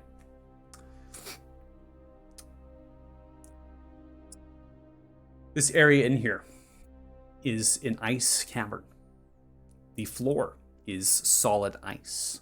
There are icicles and spires protruding out from the actual ice at intervals. Those provide cover, potentially half, 3/4 to full, their size. There are 3 stalagmite-like pillars covered in the same icicles similar to the cavern. They actually protrude all the way up to 300-foot ceiling height. The walls have little shards of icicles, but not nearly as large as the pillars themselves or the ceiling above. There's a coldness here, a breath as it blows outwards, creates almost an uninviting environment, but nothing that would cause you direct harm. As you look around the best as you can, you don't see anything, and neither does Wolfsing. Wolfsing immediately begins to unfurl pittance and a massive braided rope. Begins to do that, begins to puncture through, being as quiet as possible, but it makes noise. Hammering through, begins to lash themselves to the rope. Continues with you all boarded on, and is going to rappel down.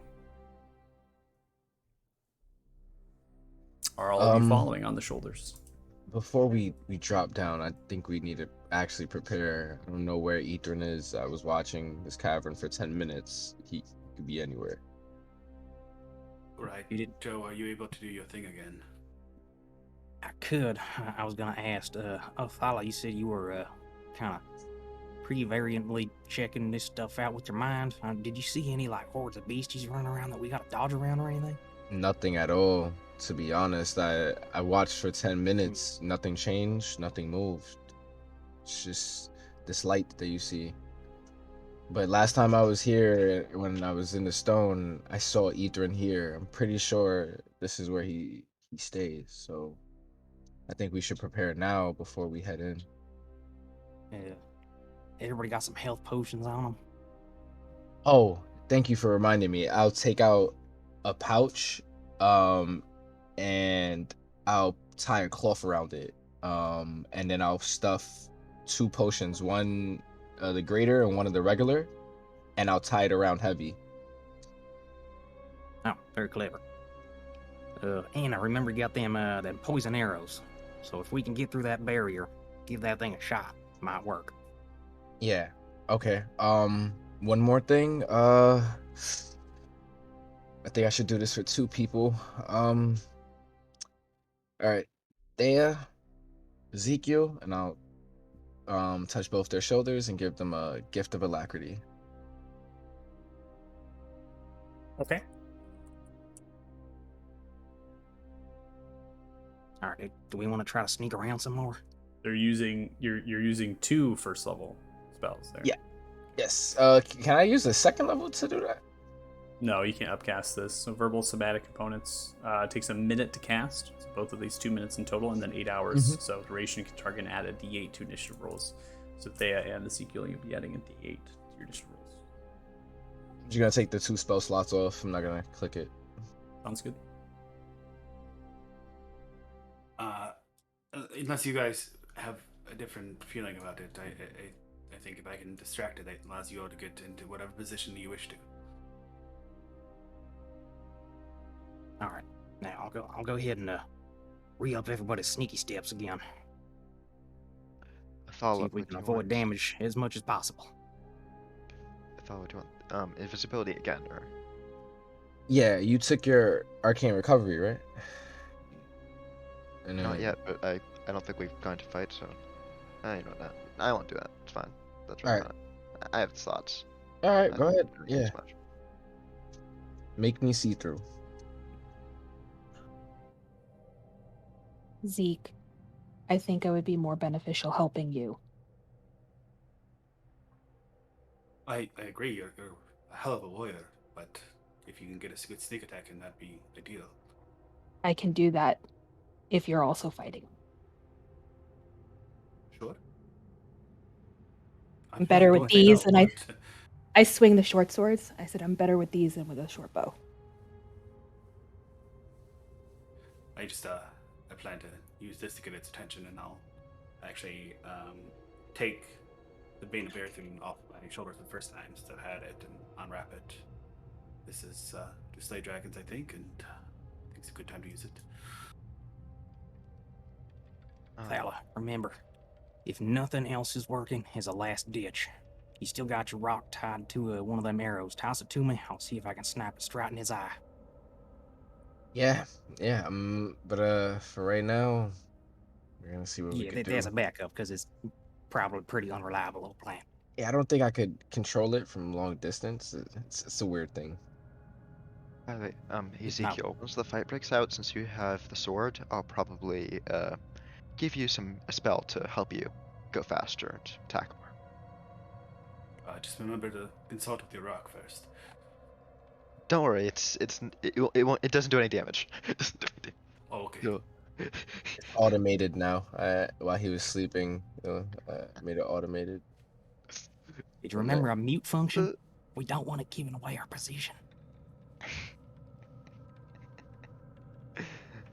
All right, well, we ready? We doing this? Nobody else got any bright ideas while we're up here? I have a lot of ideas, but we're not gonna get nowhere just spitballing. No, I think Yeah, I we've think it's a bit planned too as much as late. we're gonna plan, but I would say, be smart, take calculated risk, don't be foolish. Hopefully, we all get out of here alive. Come on, guys. Let's kill a dragon. Let's kill a dragon. No promises about the smart thing. I've never been accused of being smart in my life. Let's go! For Gorvar. For Gorvar. For all of them. All of them.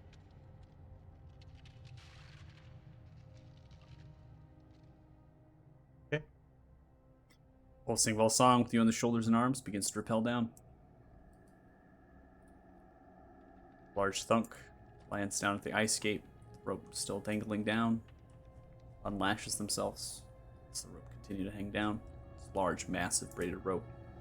Large crash. The ice cracks a little bit, but not too much. It's very thick. Begins to drop you down.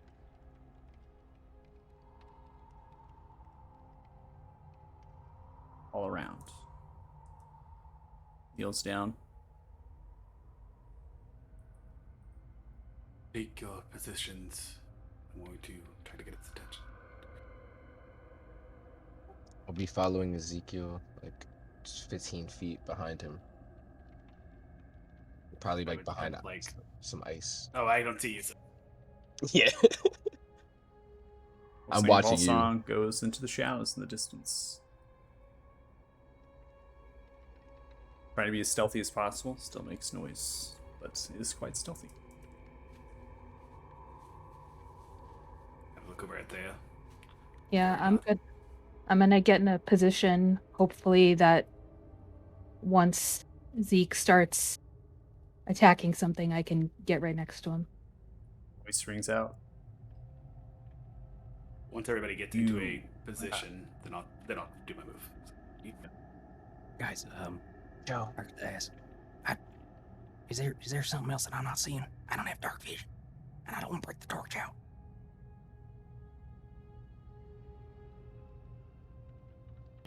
I got you, buddy. Oh, thank you. Forgot about that little detail. Voice emanates out as a head unfurls itself next to you, Zell. Okay. Curled around the pillar at the base, totally turns its head. Smiles, the toothy grin.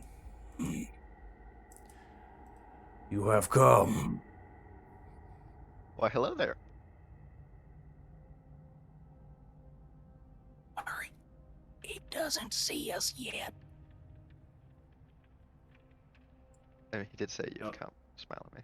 Licks the lips. He's bluffing. Begins to turn, spiraling around the actual pillar. Now increases its speed. About 40 feet into the air, clutching into the icicles, holding itself in. You all come to be ate. No, Ethrin. And as I'm walking, kind of drag the Bane of Barathun so it screeches as it digs into the ice. As I do, like, the people of Monsac have come for their revenge. We are their weapon. Ooh, I People of flinch at that. Monsag have hunted my kind for years and years. And now you have that. It continues to unfurl itself, curling itself back. Yes, we're here to carry on the tradition. But are you afraid? So be it.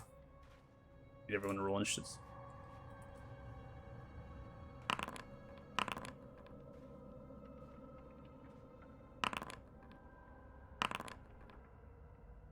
I add a D8 to my initiative, right?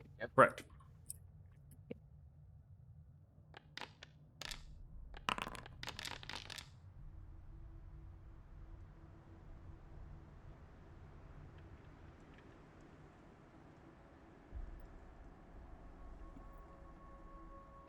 So we have a 13.14. Sorry, I didn't mean to move it. Oh, come on. No, come on. There we go. Okay.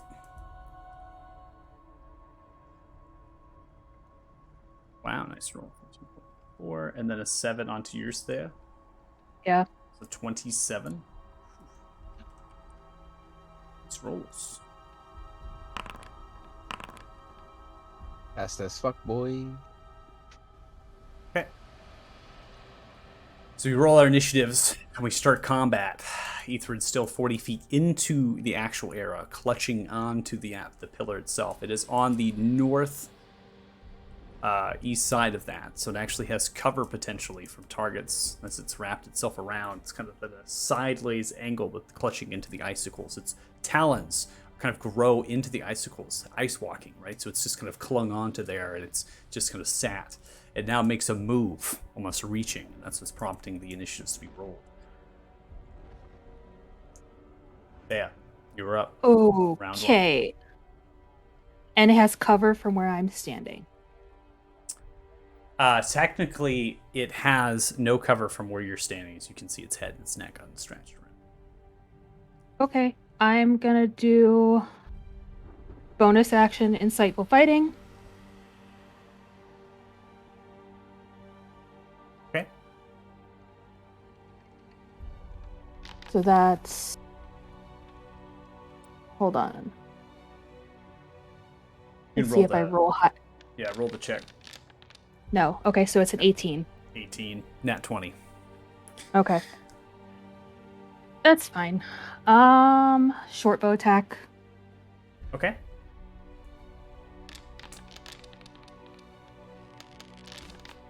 As you launch the icicle, the arrow through, kind of punctures through. Its perceptions passively. You did not roll a stealth check.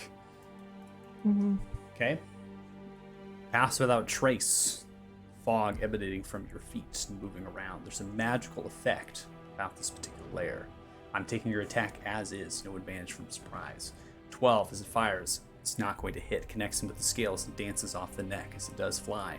When the arrow does fly and connects through, a purple and pink cackling barrier erupt, begin to move and navigate the arrow out of the way. Okay, and yeah, I can't really hide anywhere except behind this tiny, tiny little thing. That'll give you half cover. So I'll just stand there, and that'll be the end of my turn.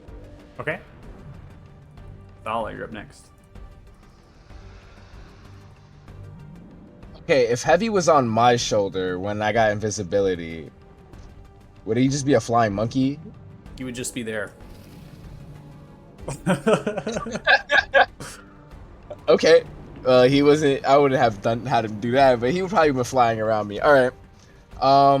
So I'm gonna have. You call the familiars right where you want. Yeah. I was just like, would he be invisible as well? So creature within 30 feet. So he'd be stealthy at least. Yeah, he could. So what I'll do is I'll have him. Oh, nice. Fly directly towards Ezekiel, landing on his shoulder, giving him the help action, and I'll walk adjacent towards the dragon. Pull out the gemstone. Please work, and I'll raise it into the air towards Ithrin and try to channel the power. Okay. Make an intelligence saving throw.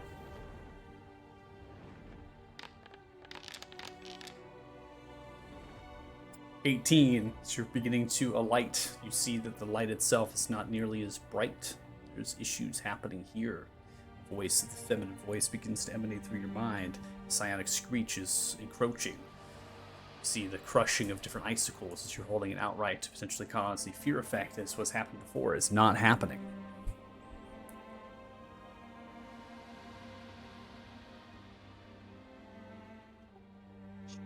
Shit. End the turn. Okay, so you are invisible. So anything that as a spell ends for a target that attacks or casts a spell, so you're still invisible based on the conditions stated. Ending turn, Zell, you're up. So the barrier is still up? Uh-huh. Okay. Then I am going to send Snowy to help Othala on his next saving throw, or next Yeah, whatever you he cannot see Othala. Othala is invisible. Oh, I figured I'd probably know that, but in that case, just gonna go to Thea, and I am going to take the dash action, run over to the dragon's gold, and yell, "Have you paid your taxes yet?" to try and get its attention. Okay. Have you paid your taxes yet? Is Snowy on your shoulder? It's on Thea's, because I'm not having Snowy come with me to that death sentence. Alright, there you go. Alright, ending turn. 30 Joe, you're up. Think of anything I can currently do to help, because I can't shoot it right now. I don't want to do anything to give away Athala's position. Not that I can even see him right now.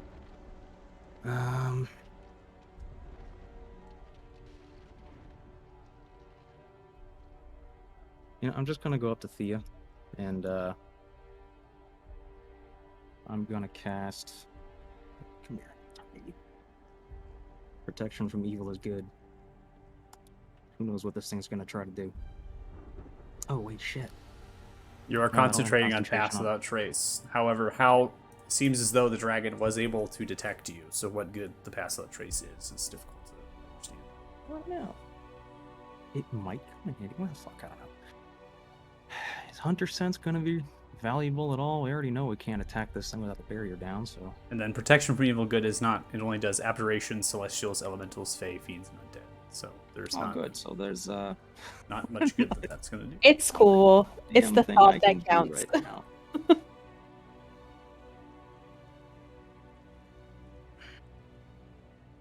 Is there anything else I can do?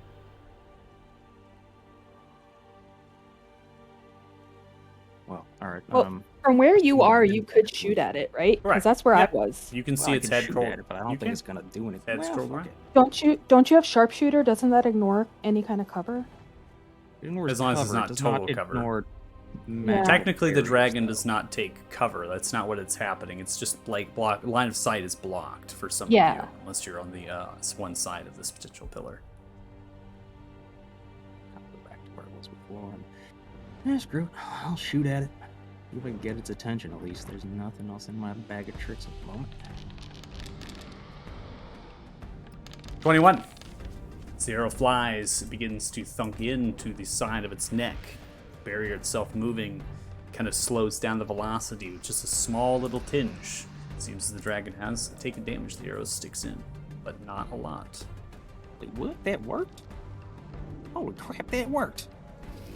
Guys, we can hit it. Pile on, pile on. Yeah, I'll attack it again then. Actually, oh, shit. Can I use that arrow of Silverwood? Are you declaring that now? Yeah, I clicked the button too early, but yes, I would like to try to use that poisoned arrow. Okay. One of them anyway, on my second attack. Okay, on your second attack, you use the poison arrow. Attack of 12 does not land. Your arrow flies and does not hit as it lands. Lucky, though. Okay. Let's see if I can't do this again. 27 is going to hit. Seems a similar effect as the arrow does land. Creature seems unfazed by the arrow. Yeah, worth a shot. Yeah, in turn. All right. Ezekiel, it's your turn. I will bonus action Giant Smite. Okay.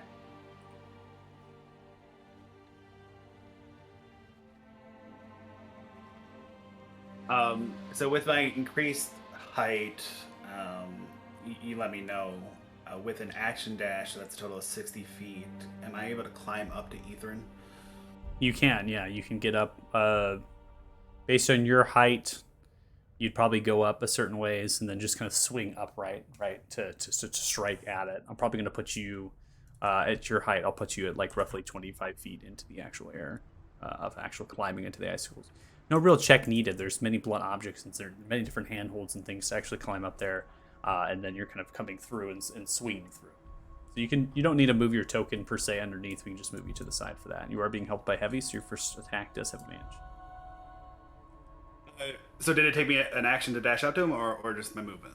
I'm gonna say it's your movement for that, not your dash. Okay.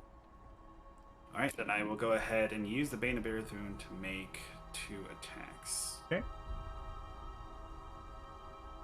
First one's at advantage, right? Correct.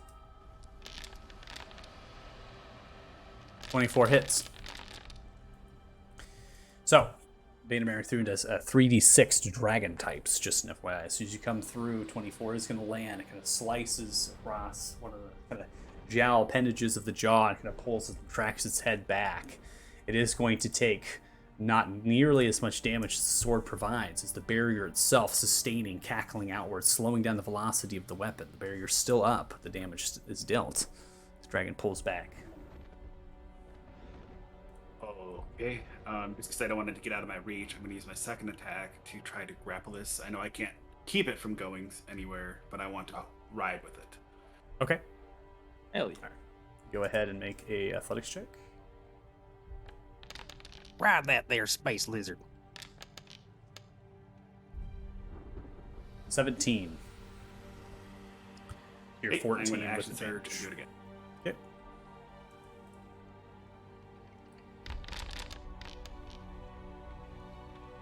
All right, 22 is successful to the 18.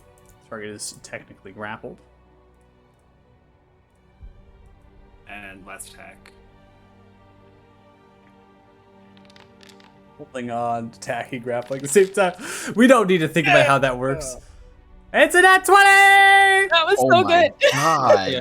Oh my god. All right. Zeke, the world destroyer.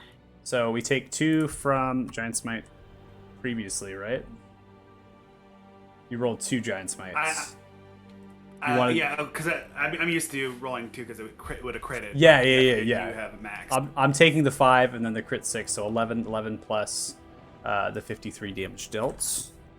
Total of 64.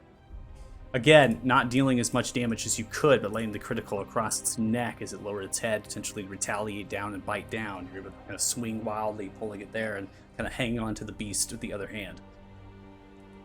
That's it. All right. At the end of the turn, Ithrin is going to be taking a legendary action. As it does, it's attempting to use its wings to flutter and push itself up into the actual air. Ezekiel, you will be in tow. With the effect, though, I need you to make to this as the wings begin to bat and push themselves there. I need you to make a dexterity saving throw. Normally, but I think for you, I'm going to have you do a strength saving throw based on the fact that you're already grappling and you're almost to hang on to it, right? To kind of continue to hang on to the beast. As it bats down its wings, you're the only one that's impacted potentially by this. So the 24, you're able to withstand and hold on to the beast as it begins to take flight. Now, as it's taking flight, it can actually move half of its flying speed upon pushing its actual wings outwards, and is actually going to be turning its body in flight and begins to fly in the direction towards the west there. I'm going to go ahead and move half of its flight speed, which is incredibly fast. 60 feet is how far it travels with half of its flight speed. I'm going to go ahead and move you in tow, and then Heavy is also alongside. Undoing the pause, we now come to Wolf Sing Vol Song, who does not have the actual vision range, particularly here. Hearing the sights and the sounds, is now going to kind of move in the direction of that. And as begins to move its hands over its eyes begin to glow with a blue. And then as it begins to move, it's going to move 40 feet to get in range of its vision towards the sights and the sounds of where it's hearing the actual beats. It then is going to fire a trio of spears, forming them into the hands of ice. Throws one, launching 19 hits. Lands, throws in another one.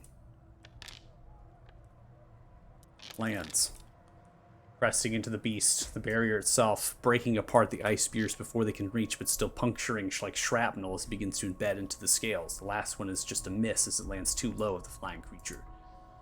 As Ithrin turns its head in the direction of the giant, it snarls, the large roar it makes as it continues with you in tow. I'm going to adjust your height now to the creature's height.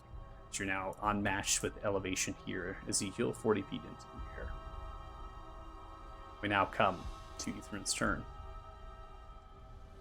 At the start of Ithrin's turn, its eyes glow with a slight blueness to it as a giant kind of icicle cracks down from the ceiling and falls down to impale Wolf Sing. Wolf Sing is going to react with a dexterity saving throw to dive out of the way of the spike. Is unable to do so. In so doing, takes 10 points of damage as the spike lands down, 14 points of damage dealt as it crests into the shoulder, lacerating profusely. The dragon is going to continue to fly, this time at a slight angle as it moves, with its movement speed 60 feet here, still in tow. It's then going to take some of its movement speed and elevate, getting to roughly 60 feet into the air. Upon doing that, it is going to make a check to throw you off in midair, Ezekiel. I need you to make an opposing athletics check.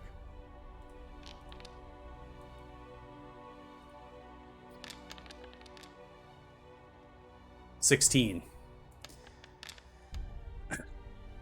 11, not any better. With advantage of a 16 does not beat a 19. Ezekiel, you see the hands slowly falling. As you do, you begin to let go. You are now in free fall. That was the dragon's turn and action as we end. Regmore, you are up.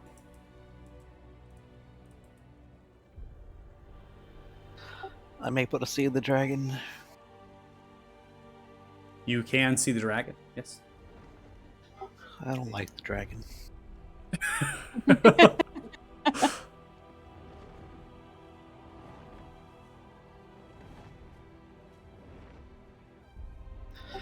So, since we need a bigger target, going to enlarge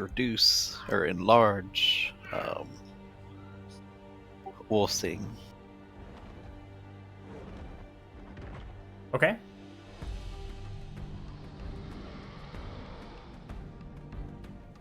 Alright, so enlarge the target size is going to double in all dimensions, so it's going to get quite large as far as the height is concerned. So I'm going to go ahead and adjust the token size as well. And then also put onto the enlarge effect.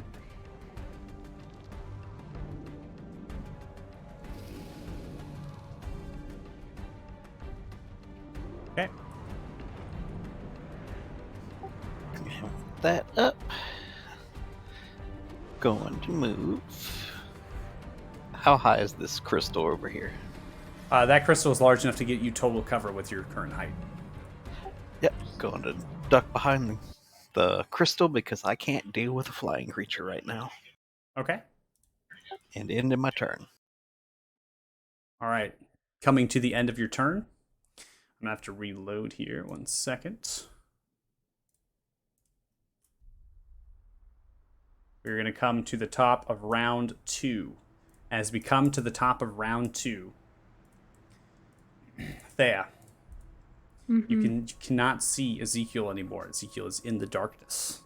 You just see the dragon in mid-flight. Without going further, this combat is going to get lengthy and long. We are actually going to go ahead and take a break. So, we're going to go ahead and take a 10-minute break. If you're watching the stream, we appreciate it. Thanks so much. We'll give the players a little bit of a break here to collect themselves. So the dragon's barrier is still up. Potentially, maybe they might have to think about some things, strategies in their heads. Ezekiel as well as in a free fall. Appreciate it. We'll be right back. 10 minutes.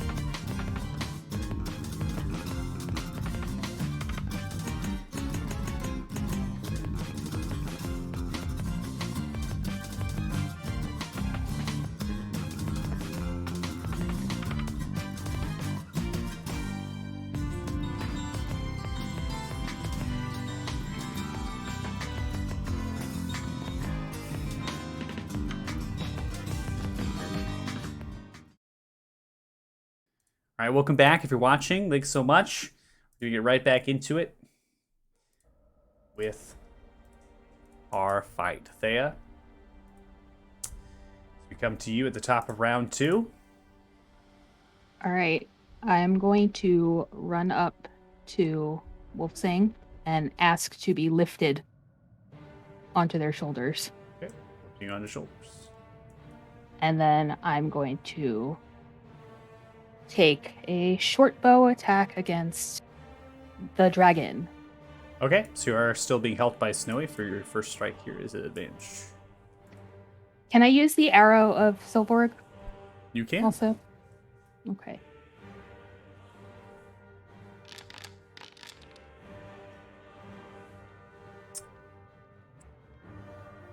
And then, do I have to roll a short bow attack with that? Yeah. So just roll your short bow Okay. at advantage. Roll. Oh, it says I'm out of ammo. Yeah. So you usually have to load the arrow in and then you fire the short bow. You use the arrow there. So change it back to your regular arrows here. I'm gonna pump you full of arrows here in your inventory. There you go. And then Cool. fire now. And you can crit fish if you want for the second strike. You do Well, have if advantage. I used my bonus action to get over to... Yeah, but you over have here. you have advantage from being helped by Snowy. So you can crit fish and roll another d20 if you want. Okay. It's fine. Oh, Same save roll. That's so good. All right, you do have advantage for this attack, so go ahead and roll sneak attack.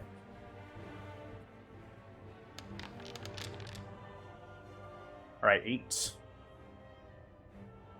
Okay, so as the arrow lands, kind of thunks into the wing. As it does, the arrow itself dripping with that poison, that paralysis as it lands too.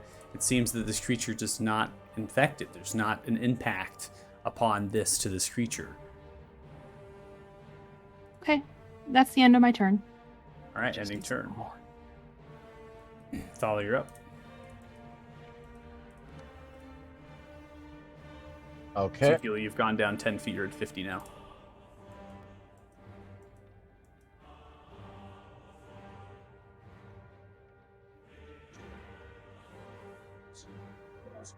$30.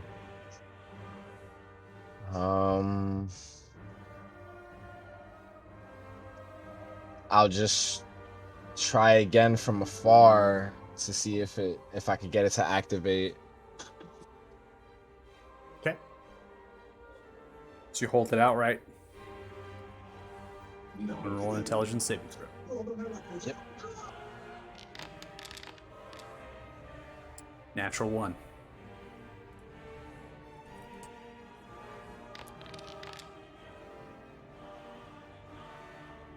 As you hold out the stone, a psionic energy of psychic damage begins to overtake you. As your mind begins to fall and cripple of its barriers, the overwhelming power of the stone is attempting to do and what you're attempting to do to the dragon. You're unable to control that as the barrier begins to erupt outside of the dragon, scatters and moves. The psionic and the psychic damage dealt to you is roughly 18 points. Your ears are bleeding, as well as your nose and your eyes.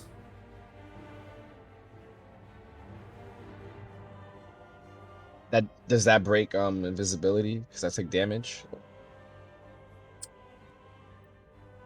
It's only attacks. I think it's attacks or casting spells. Your invisibility is still there. Okay. Shit. Yeah, I'm just going to. Can't really move, so. Yeah, I'm just gonna end my turn here. So, completely ignored you and your call to the treasure of taxation. You're by the treasure pile. It's looking really good. Lots of gold, lots of gems, and items. Yeah, realizing that his attempt to get the dragon's attention did not work, he is going to take a dash action, trying as close as he can. Now, do I see Ezekiel falling? You do not. You're outside of the vision range of light, and your dark vision does not extend that far. Got it. In that case, I'm going to keep Snowy giving advantage to Thea.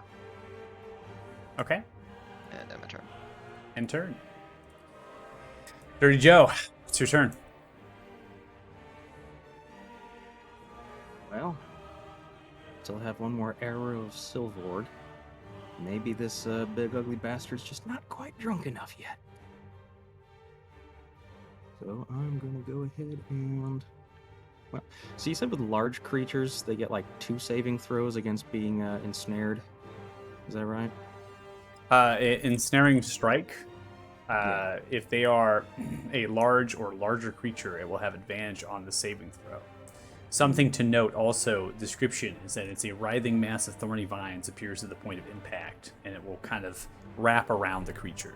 So it does not necessarily need to be on the ground, but it does have advantage on the save. Yeah, it's probably not worth burning the spell slots then. Well, I'm just gonna put on a... Oh, wait. Do I need to take a bonus action to grab that particular arrow? Or can I just put on Slayer's Prey? What do you mean by that? The 2 different things you said there. Grabbing the particular yeah. arrow?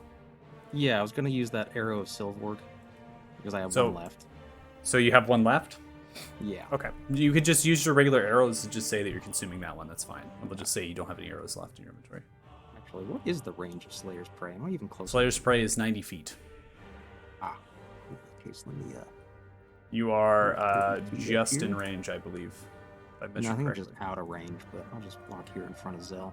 Okay. Anyway, you can always hide behind me if need be. I'll put that on and pew pew. All right. 25 is going to land. As it does, see the arrow kind of thunk in towards its back tail side. The barrier again erupting. Seems though it does not do as much damage as it could. Now, using the last arrow, you were sure paralysis, there's some sort of effect, but this creature is unimpacted by that particular paralysis. He has a high tolerance already. Well, I will attack it again. 27. That will land. Dealing 16 points of damage. Slayer's Prey attacks in once. It's a total of 12 there. The second arrow flies, trying to group it together, make a tight grouping upon the backside of the creature. Lands with large thunk again, that barrier erupting. In turn. All right, Ezekiel, you are still in a free fall state. You are technically at 30 feet in the air.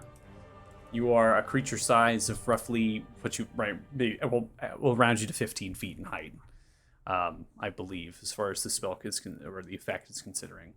So you will be reaching potentially here the base of the fall at the end of this round. Okay. You let me know if I can do this. I'd like to take out my 50-foot headband rope and throw it at the head or leg of this dragon and try to lasso it and brace myself from the fall. Okay. All right. Okay. I see what we're getting on here. All right. I think this is dex based. I don't think it's strength sleight based. of hand or I think it's sleight. I think I'm gonna go for sleight of hand. I'm gonna say sleight of hand is probably as close to a skill as we can get it. As far as proficiencies as well, just saying if I'm proficient in sleight of hand, just go with the whirl. Okay, I do have advantage on that, so we'll see what happens. You have He has advantage. plus 10 dex still, right? You also have heavy with you in addition to this, so heavy is with you. Oh, Heavy made that. Okay. Heavy's on his shoulder, yeah. Heavy's on the shoulder. I already had advantage. Yelling at the same time that you're both free falling.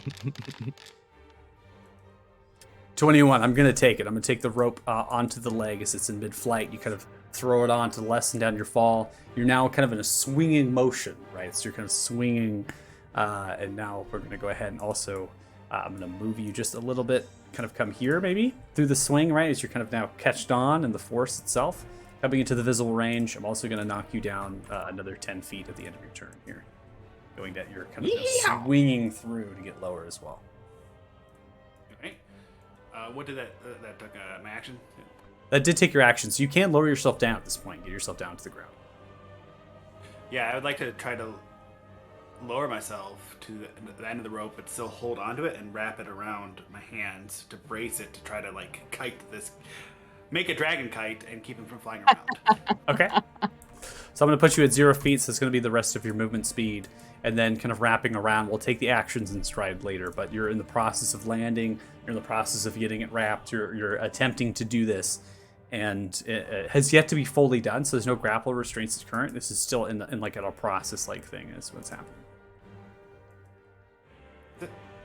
Okay.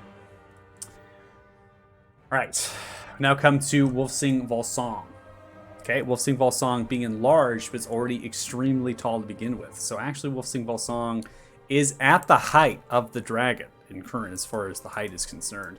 Wolfsing Volsong is going to trudge forward and is going to move into this position here and is going to be attempting to drag the dragon, grapple it, and pull it to the ground. That is what this is going to happen. So I'm going to be rolling opposing checks, advantage provided based on the enlarge, which should automatically do it. There it goes. All right, Wolfsing Volsong 29 versus a 23 is successful.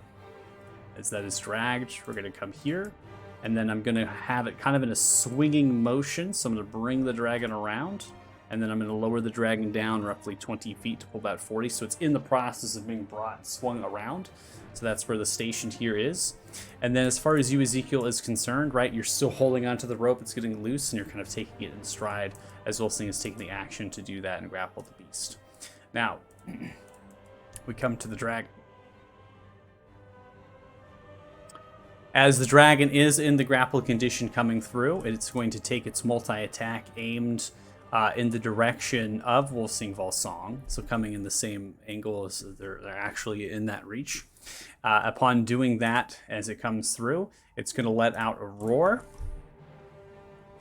A large and menacing roar as it begins to outstretch throughout this cavern. It begins to drive home fear throughout.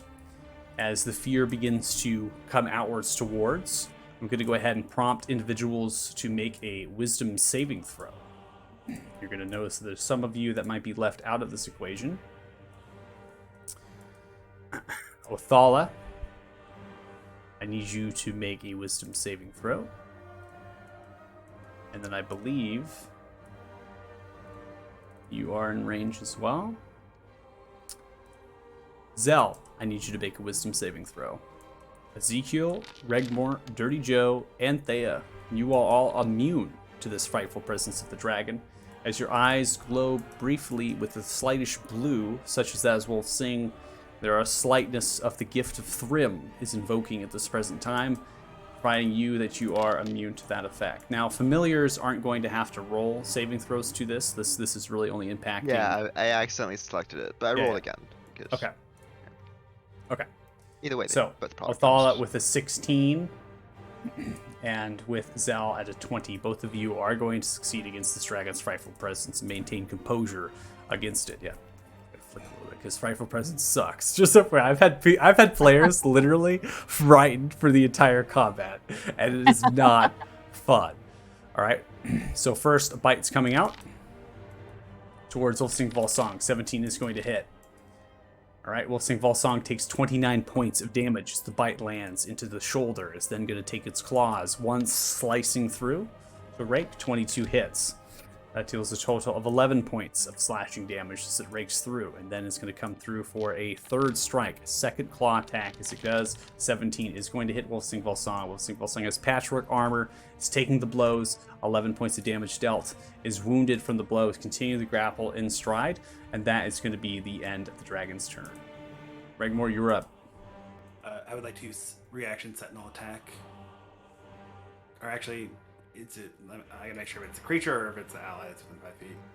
I believe it is an ally within 5 feet. However, the dragon is still 40 feet into the air, and with your height and your reach, you are not. Oh, I thought he dragged him to the ground. Not yet. In the process, does not have the movement speed fully to get the dragon all the way down to the ground. So, double move to get behind this crystal. Okay. And ending turn. All right. As we come to the top of round 3, Ethan is going to be taking a legendary action here, coming through a tail strike at Wolfsing Volsong as well. So the tail is going to come through. 20 is going to hit, smashing and raking across. Wolfsing Volsong takes additional 10 points of damage dealt. And then after that, we now come to Thea at the top of round 3. And I have to reload my browser, so 1 second. Okay. Question. Yeah, Wolfsing is holding on to the dragon's wing. correct. It's kind of grabbed onto it and is like swinging it around to have it bring it down to the ground. And I run across the wing to get onto the dragon's back. You can attempt to. I need an acrobatics check from you.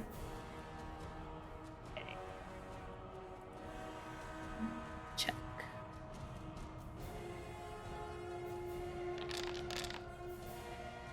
Okay, you are successful.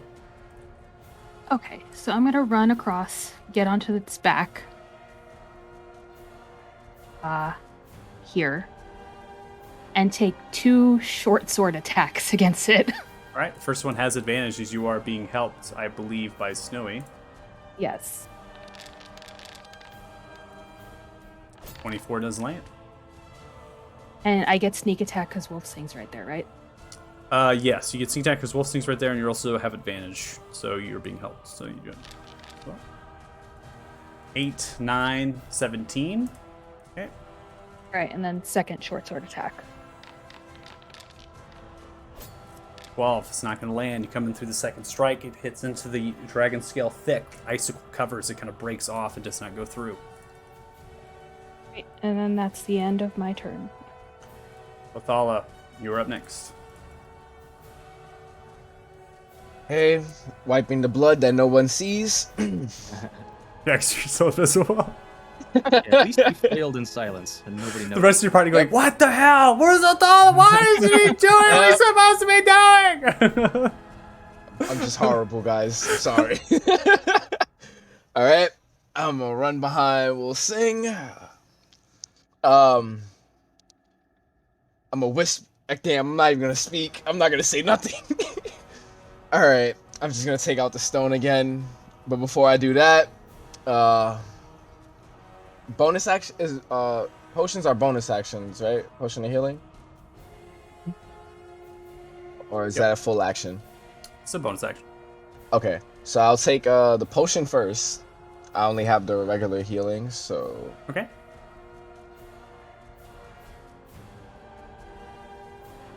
Should be able to click it on your inventory consumable and it'll get the roll out.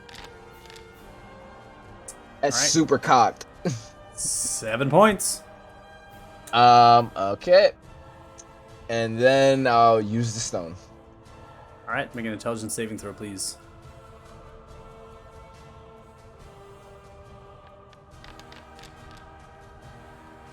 $18. As you hold out the stone, continuing to have the effect, you're attempting to channel through. You do not take any damage, but nothing seems to come of it, as there is resistance here, something that was not there before, and that there is resolve, reconciliation by the dragon. This effect that you were attempting to pull through back long ago, or not long ago I should say, but far away, is not coming to you.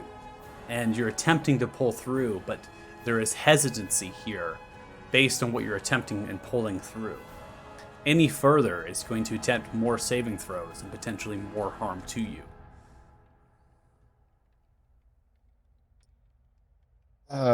And I'll just think to myself, great, and frustratingly, yeah, just end the turn.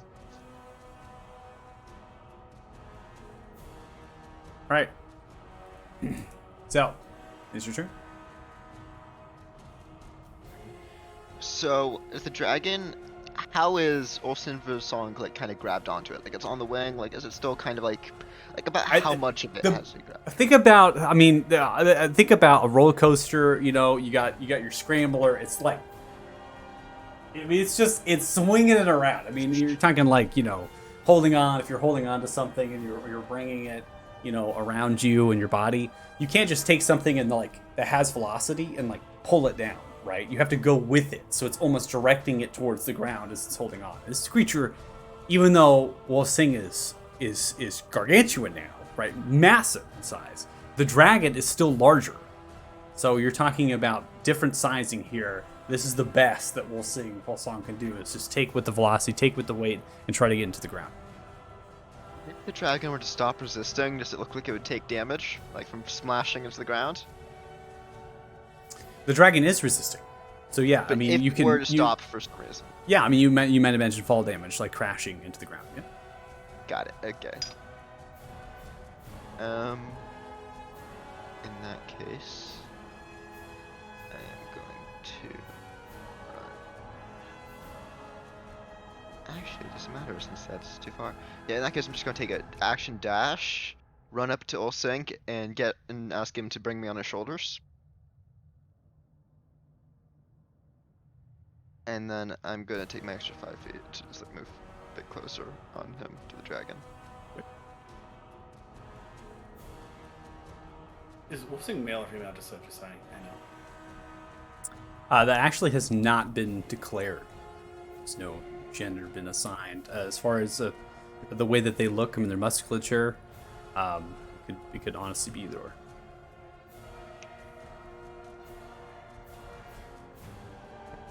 I'm in my turn here, but I'm assuming that Snowy is still doing what they're doing. Okay, so ending your turn there, climbing up and picking you up as you kind of press through. You see as Ithran takes another legendary here before Jerry Joe, you're up. Comes around with the tail strike, this time aimed towards Uzel upon the actual giant. Comes swinging through, hits and crashes into you with a 24. You take approximately 12 points of bludgeoning damage as it crashes and smashes into you, as the tail also clubs into Wolfsing, but you took most of the blow. Concentration has failed with a 9. Unable to concentrate on the effect. Now, I'm trying to remember back on what you were... It was invisibility for Othala. Yeah, so Othala, you're there. So everyone, have no fear. Othala is here. Othala, hold on the stone. Coming out of it. Nothing's happening. Sturdy Joe, you're up. I literally just imagine him standing there with it held out like, ah! Yeah. Can't really think of anything else to do other than just keep on shooting at this thing.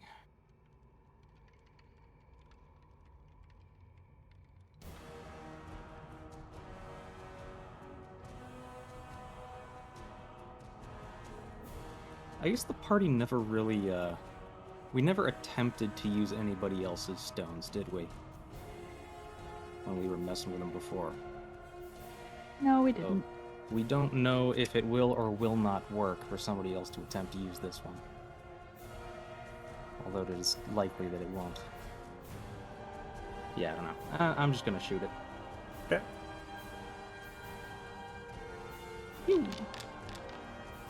Nat 20! That's 20!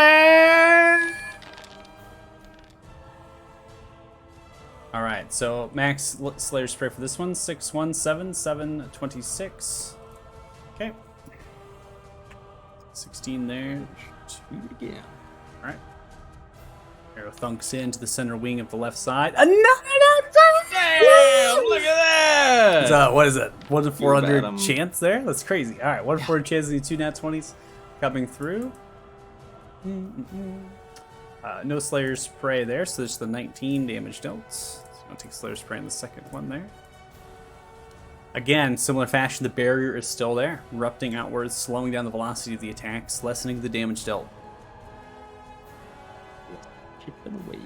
Trying to decide, should I just stay put or move up so I can maybe heal somebody?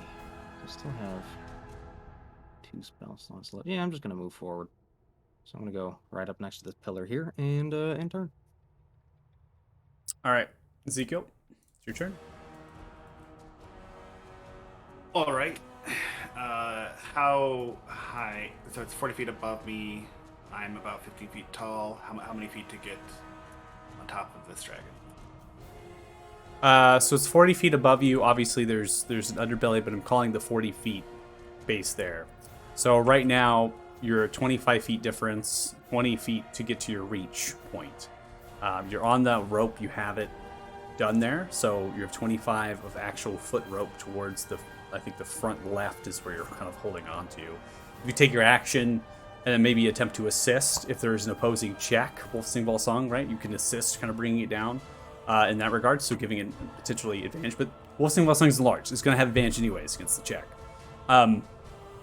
So for your kind of standpoint, you might be able to use the rope to kind of climb up it, right? Get up the rope and then come in for a swing.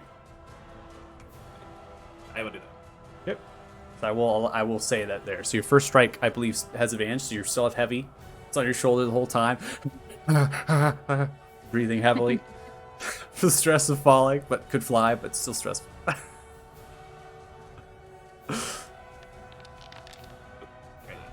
Good at advantage. I'll just roll a second. Crit fish! No crit fish! Alright, 22 points of damage dealt again, lessening the damage as you kind of swing, climbing up the rope very quickly for the underbelly, slicing at its back left legs, and you're coming through. Additional 1 point there of the giant's might. Okay. Alright, second strike, 28. That is going to hit. 28 points of damage dealt. Coming through, the blade whistling in your hands, lightweight like a feather, enabling you to hit with one hand as you're swinging through, also you being large as you are. You're striking at its talent, its actual kind of back here. It's kind of hanging there, and you're coming, slicing off multiple different dragon scales and attempting to wound the beast. And then I'll just kind of wrap object interaction. Maybe just wrap the rope around my waist a little bit, just to keep myself from being thrown too far. Yep. That's it. All right. We now come to Wolf Sing Volsong, who is going to be using its action to continue that grapple and move it into the ground. It's going to continue. Now, the dragon is 40 feet in the air, so it has to make similar to like a dash, right? So it's kind of making it an attempt to get more movement speed, continue to bring it to the ground. And so we are going to go ahead and move it to the ground. So it's going to be occupying this space as it gets swung through. It has 0 speed. And then I'm going to keep you with the rope and distance. So you're going to be here at the back end, outside of the area of it hitting into the ground. It lands, kind of skirts as Wolf Sing Volsong is continuing to hold on to it.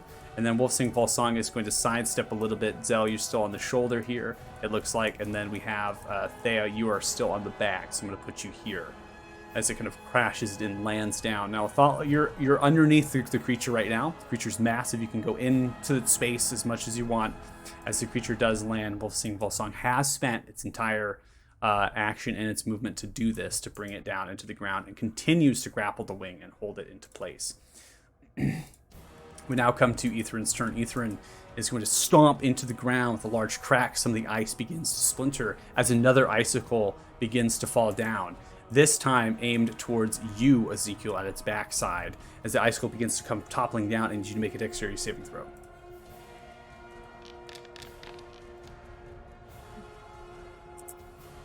With the nat 1, you're unable to dive out of the way, probably not even knowing that it's falling at this point. Large velocity as it comes, it slices into your back, lacerating.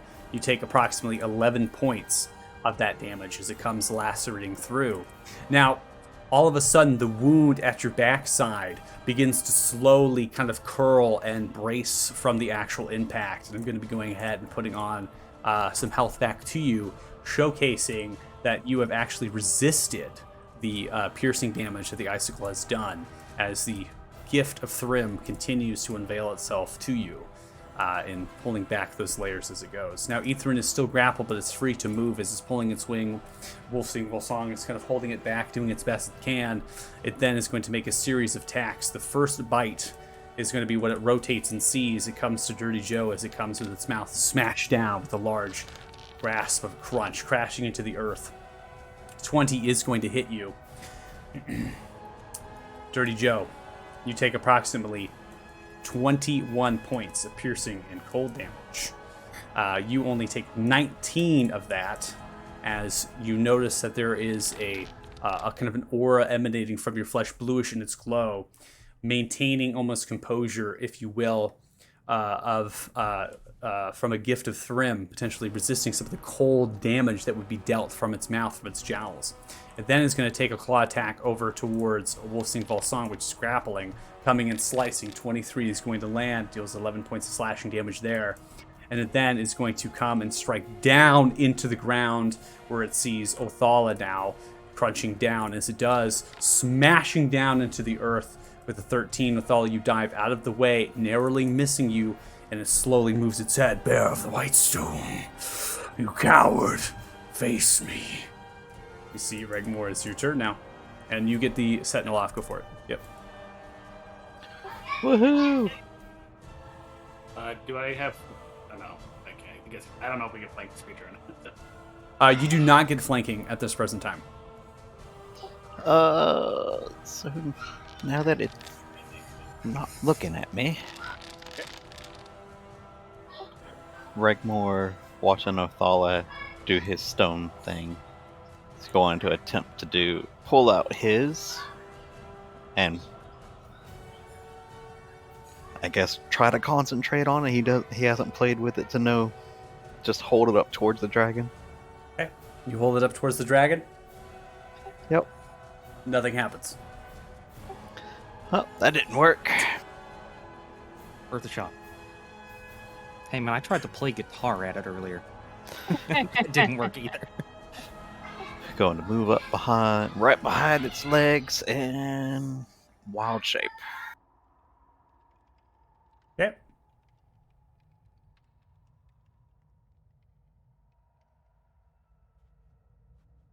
And that'll be the end of my turn. Okay.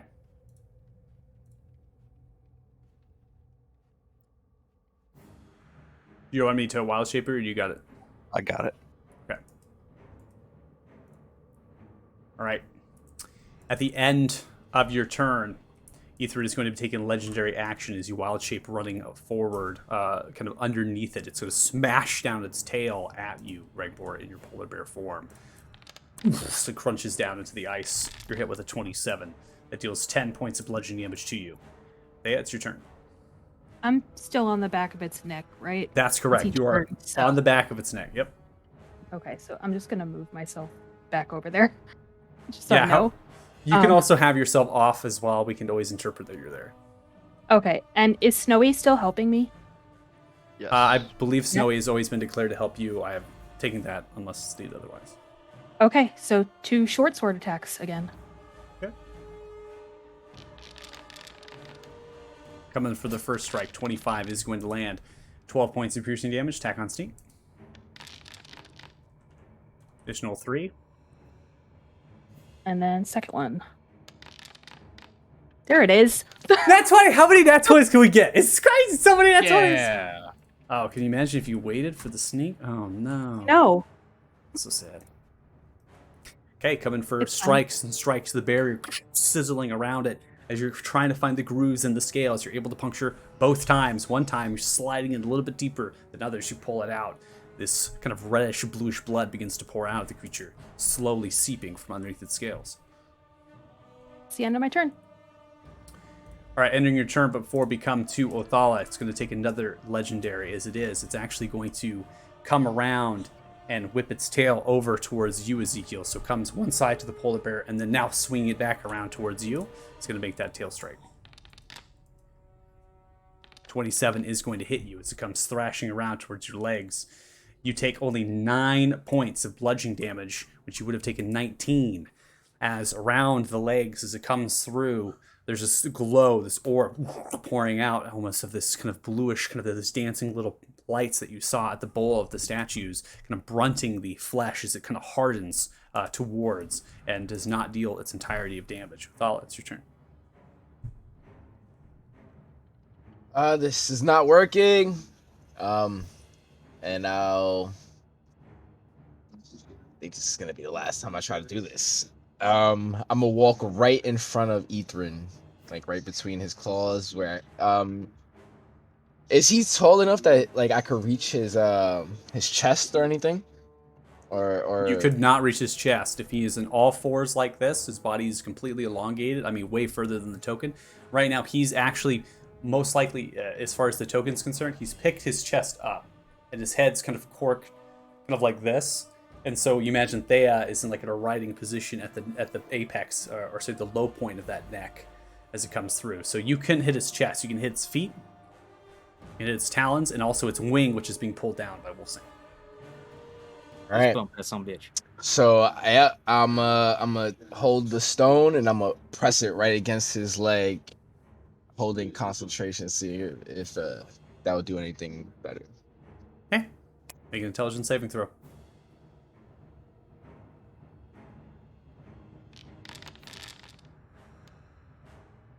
22. Maintaining composure as you begin is the channeling on the last ditch effort here, potentially to throw. You see the talon kind of pull back, and its eyes of Ether begin to glow slowly with blue, but this purple and pink cackling lightning as it comes through its face, towards its chest and its jowls, and it looks directly at you. My master has made me immune. Try it again, and I'll eat you quickly. I think he's bluffing. He seems to be bluffing. Continuing to hold the stone. No damage you are taking, but no effect. The dragon is happening. Okay. Yeah. That'll be the end of my turn. So, you're up.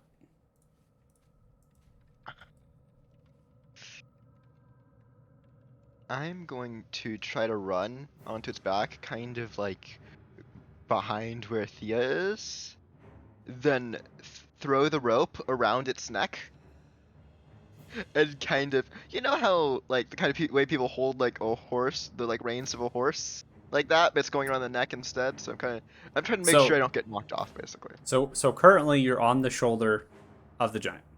Okay. Yeah, so I'd like to So go on. so you want to go onto the wing and try to scale it like Thea did. Yes, same I idea. need you to make an acrobatic check.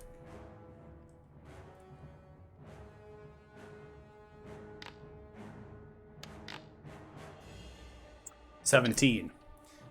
So you see as you begin to scale the wing, smacked up by Ethrin with a large smash upright of the wing. You're launched into the air briefly above the wing, and that is your current position. So we'll still land on top of the wing. 20 feet in the air. All damage distance, I think. So I'm gonna use my reaction to cast Featherfall. Okay. And then, if that's the case, I'm just gonna launch a firebolt at the dragon.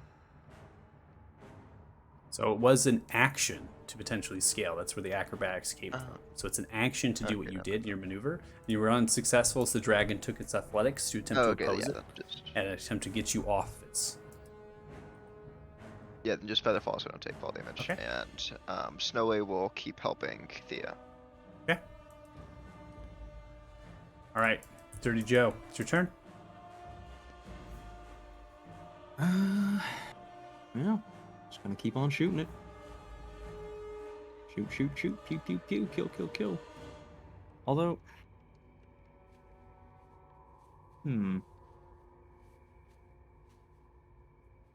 currently, Zell's the only one that has the ability to do any kind of fire damage, right?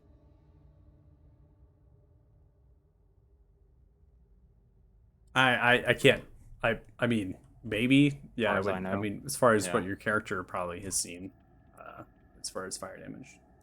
Just trying to think if it's worth it to try to use Hunter Sense on it, see if it has any other weaknesses.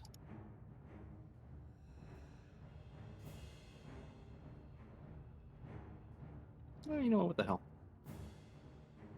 This thing's only a half health. We can keep on doing this for a while if I don't figure out something more useful.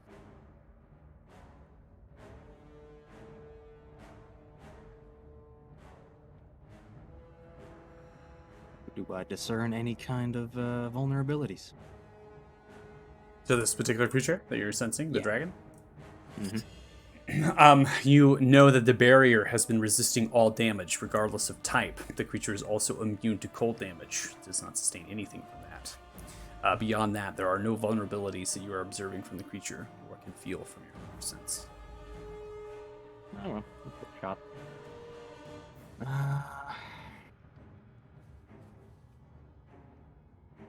Do that would be useful.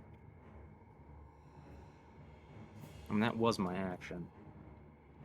So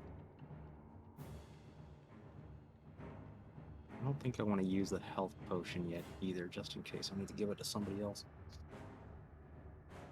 All right, end turn. In turn, Ezekiel, you're up.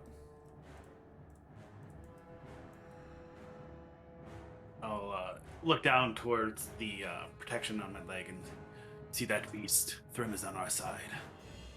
Come, meet your ancestors. And continue to attack it. Okay. Do we have advantage on the first one? Yes, you have advantage on the first strike. 21 is going to hit. Swinging the Bane Bear through, the whistle emanating comes out, dealing a total of 27 points of damage as it swings through. Again, the resistance of the barrier is moving through, but you're chunking away, moving of its left leg towards its wing as you're coming through, slicing, it's kind of cutting and tearing shears within its wing, and you're making success.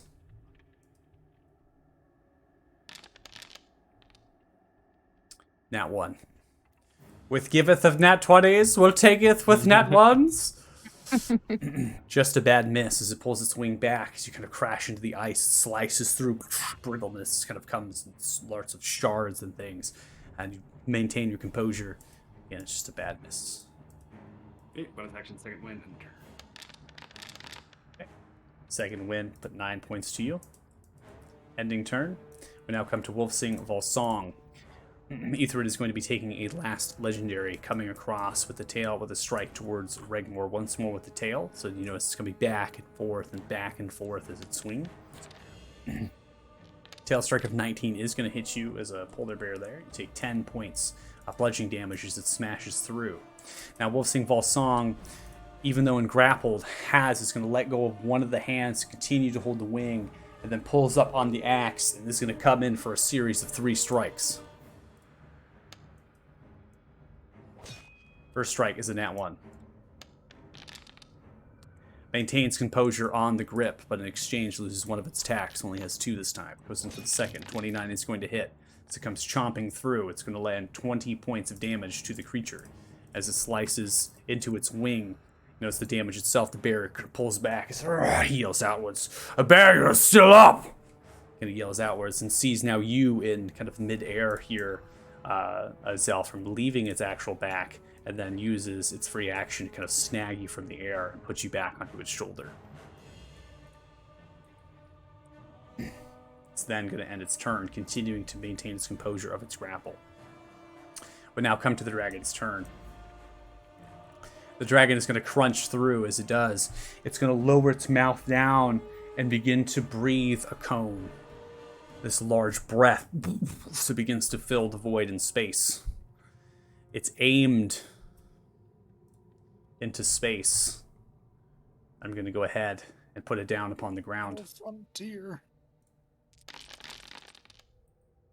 Oh, Oof.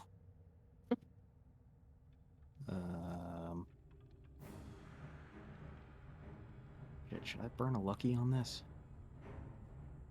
There's a lot of damage dice. I'm thinking yes. Yeah, I'm gonna go ahead and do that.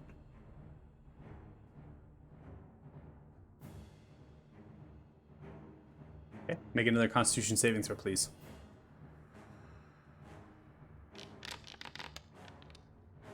That's 22. better. Taking lucky, you have succeeded, kind of blunting some of the damage.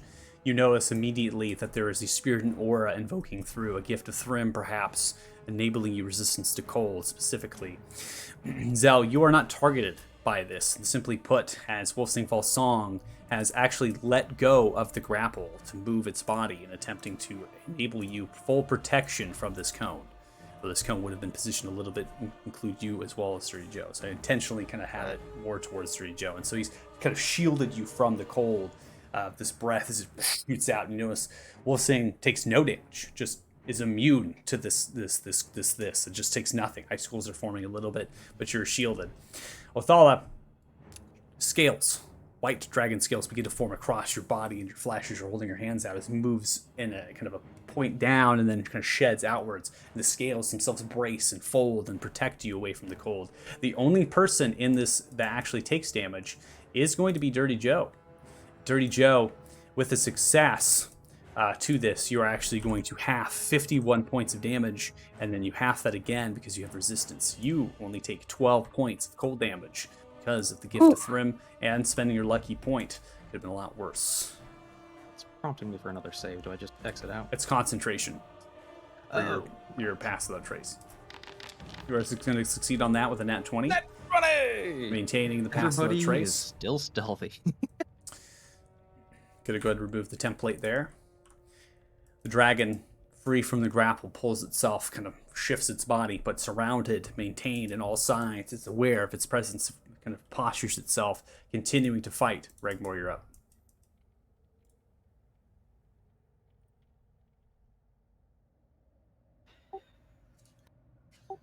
Do I have advantage where I'm at for flanking? So, in order to get flanking on this particular creature, if you're attempting to be behind it and in front of it, have to have a number of creatures at its backside and its front to potentially get the flank off. The creature has a large perception. It's very aware of where it's at.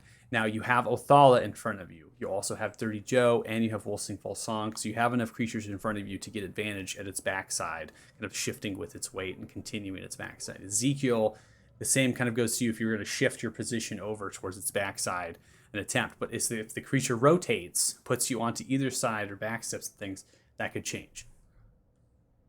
All right, gonna go for full flurry of attacks on it. Okay.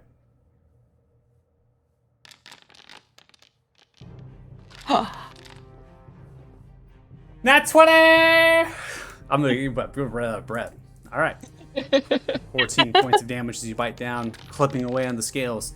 The barrier erupting. Another Another nat nat 20! What is happening? There's so many. Oh my god. Yes! Damn. More How of many the nat claws 20s coming on across this the bite, dragon? ripping, slashing with the claws. I've actually kept track a little bit. I've had 7 nat 20s so far in the fight. We've only gone through 4 rounds of combat. So this makes up for all the previous horrible rolls But- that you had in this campaign. Seriously. Ezekiel has taken a lot of that once. So that's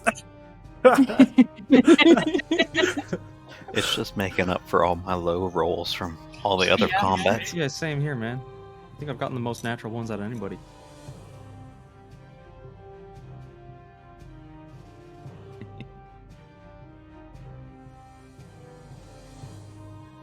okay. And in my turn.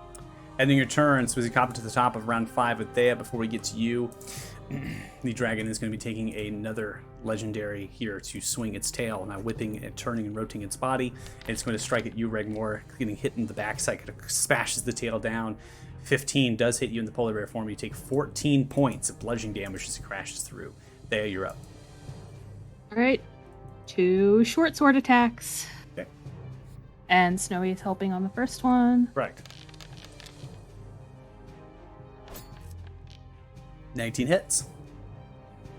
And sneaky sneaks. I'll take that 12. Wow. Nice. And then second short sword attack. Okay. 13 is not going to land. So you come to the first strike, slicing into the grooves. You come to your next one. The dragon's still moving. It's hard to ride. Kind of shank it a little bit to the right. And that's the end of my turn. Ending your turn, we now come to Othala.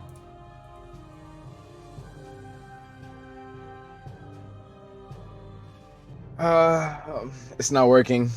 Screw it.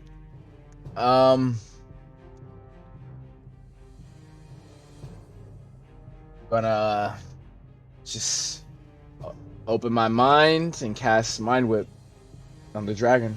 Okay.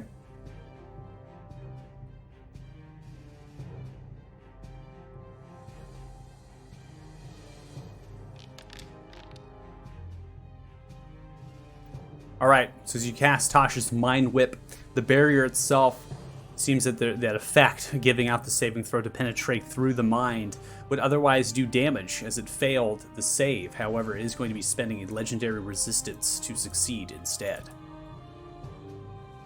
Ooh, that's the first one of those that's used. That is question, because I don't really understand legendary resistance like that. If he chooses to succeed, can I use Chrono Shift for him to choose to fail and him roll again, or No. does that negates that? It negates that. Legendary resistance is always success regardless. It has 3 uses, or some actually creatures have different uses. It's common to have 3, and it can expend those whenever it so chooses to automatically succeed on, regardless of what you're attempting to stack on. Hopefully that. Okay, all right, cool. All right, I'll command Heavy to help Ezekiel for his turn, but after Ezekiel's turn to fly back to me. Okay, so Heavy helping Ezekiel and then flying back to you after that is done. Okay? Yep. Yeah, sounds good. All right, And Zell, that's you're the up. end of my turn. Okay. I am going to finally cast Haste on Ezekiel. Because I'm going to wait a bit. I'm finally going. Ezekiel's like slowly turning and looking at you. Yeah, I could have had this I wanted up. to wait until the shield was down, but yeah, that's going to take. It doesn't look like that's happening. So. Double speed, add 2 to AC, and advantage on dexterity saving throws for 1 minute. This dex save is going to get a little bit handy there. And then you also have that extra attack you can make there. I mean, he's a wizard. It's all part of the plan. Yeah, I 100% was. I was concentrating on Othala, so then I was Yeah. like, you know, No, I'll swap it. And I definitely. forgot that I wasn't concentrating anymore. Definitely. Then I'm going to keep Snowy helping Thea, and I'm at my turn. I really want to try mounting that dragon. I want to do that once in this fight. All right, ending Let your me have my turn. moment. Before we come to Dirty Joe, another legendary taken here as the tail strike comes towards you now. Ezekiel can swing its body around with a large crash. 20 is going to strike into your chest. You only take 10 points of bludgeoning damage, otherwise 20 would have been dealt, as the actual skin kind of almost like a giant's flesh. It kind of braces that blow. Taken again, the gift of Thrim coming through. Dirty Joe, you're up. Alright, is taking a potion an action or a bonus action? It's a bonus action. Okay. In that case, I'm going to shoot him twice and then drink a potion. Okay. Because I'm starting to feel it. Aiming upright, you launch 23. So technically you are not in melee range with the creature, right? So you have to be 5 feet to get disadvantage. So you're able to get that arrow off at normal. 23 lands, 12 points piercing, 2 points of Slayer Spray. And another. Firing off another arrow, pulling another arrow into the bow, firing it off towards the center chest. 20 is going to land, giving off 7 points of piercing damage, no Slayer Spray on the second strike.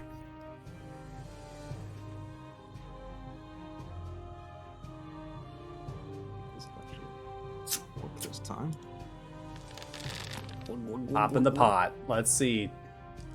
All right, 12 points of healing to you, not the dragon. Oh shit! You were. It just goes with every story. No worries, no worries. All right, I put 12 points to you. You ugly son of a bitch. Throw it down to the ground. Large crack of the vials. You throw it down. Ezekiel, you're up. Oh no. Okay.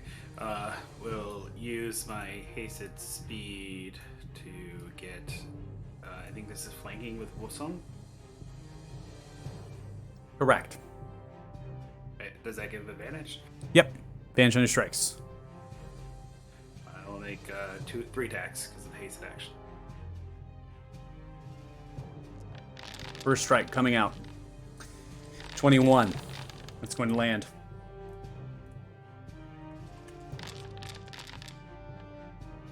28. It's going to hit. 23 points. Third strike. Nat 20. There it is. There it is. Attacking on Giant Smite. 6, 4, 10, 10 to the 55. Which put it at 65 there. a series of strikes aimed towards its tail, coming across once, twice, now kind of stomping, holding it to, and stabbing it in. The last strike, pulling it out. Large plunge of the blood comes through. The dragon lets out a large roar up into the air, enraged as it moves its wings. Now it begins to slowly begin to rotate and move its body.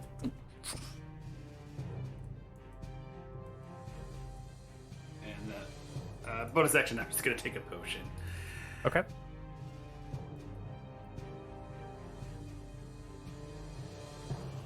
And enter. All right, 14 to you. Ending turn. We now come to Wolf Sing False Song. No longer grappled at this stage. Sees that the beast is kind of rotating, kind of raises itself up and kind of looks towards you, Ezekiel, on the other side of it, and is going to take a series of strikes at advantage, getting the flank of the top side here. 28 hits. Continuing through. Nat 20. Nice. 76 total points of slashing damage dealt as it holds down the wing with a large stomp, comes with the battle axe slashing down into its back. The dragon lets out a large roar, then is going to get its third strike, still at advantage with the flank. 24 hits. Then it's going to come down, deal 30 points of damage. The barrier continuing to erupt. You see his Wolf Sing False Song has a slight smile to the face. Thrym is with us, as he yells outwards, echoing through the large chamber of the lair, as it's now penetrating through. Still the barrier's there, but you see multiple lacerations, bleeding profusely from multiple wounds. The dragon seems like it is taking a large beating. We now come to the dragon's turn. The dragon kind of sidestepping and moving, shifting its body, now focusing its attention purely on Ezekiel, as wielding the sword, this Bane of Barithun, and is then going to take a bite towards you. 16 is not going to hit you, braces in. The actual haste, the AC, as you're nimbly getting out of the way, kind of holding the Bane of Barithun, kind of ducking as the kind of the jaws of the beast kind of smash down into the ice, and then pulls itself back, goes in for 2 claw strikes, one to rake across from left to right. 24 is going to come across your chest, resisting with Hard's giant-like flesh. You only take 6 points of damage, then it's going to go for another claw strike.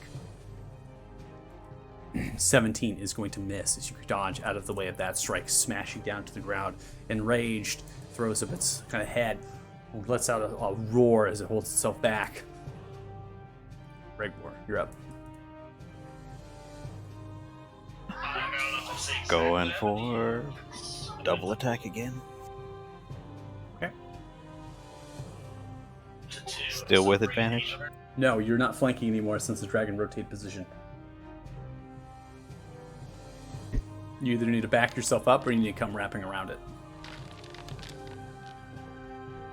26 is going to hit. 10 points of piercing damage.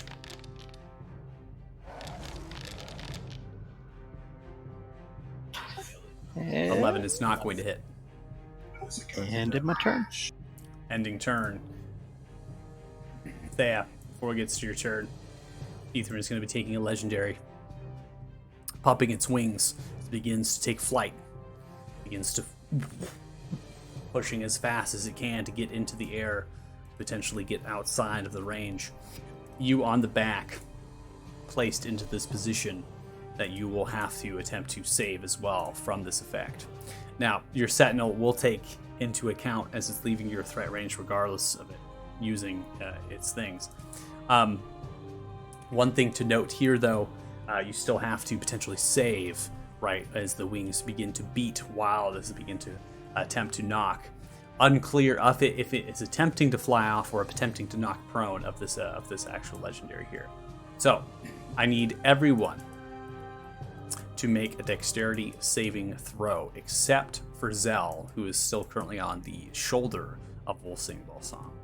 Now, Ezekiel, I believe since you're hasted, you should have advantage on your dexterity saving throw, so make sure to hold on Alt. Does Snowy only give me advantage on attacks? You're only being helped for your attack. That's what's been declared. Okay.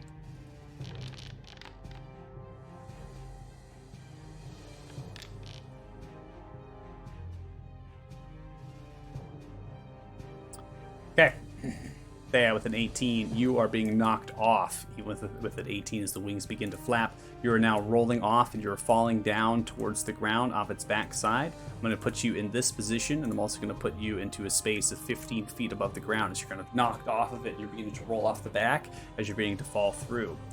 Ezekiel with a 21, you succeed as you're bracing the impact of the wings as they begin to beat. You're not knocked prone. Dirty Joe, 22, you succeed. Othala with a 10, you do not succeed there. And then Rigmore with an 8, you do not succeed as well as the wings continue to beat in this motion. Gonna go ahead and roll damage as well.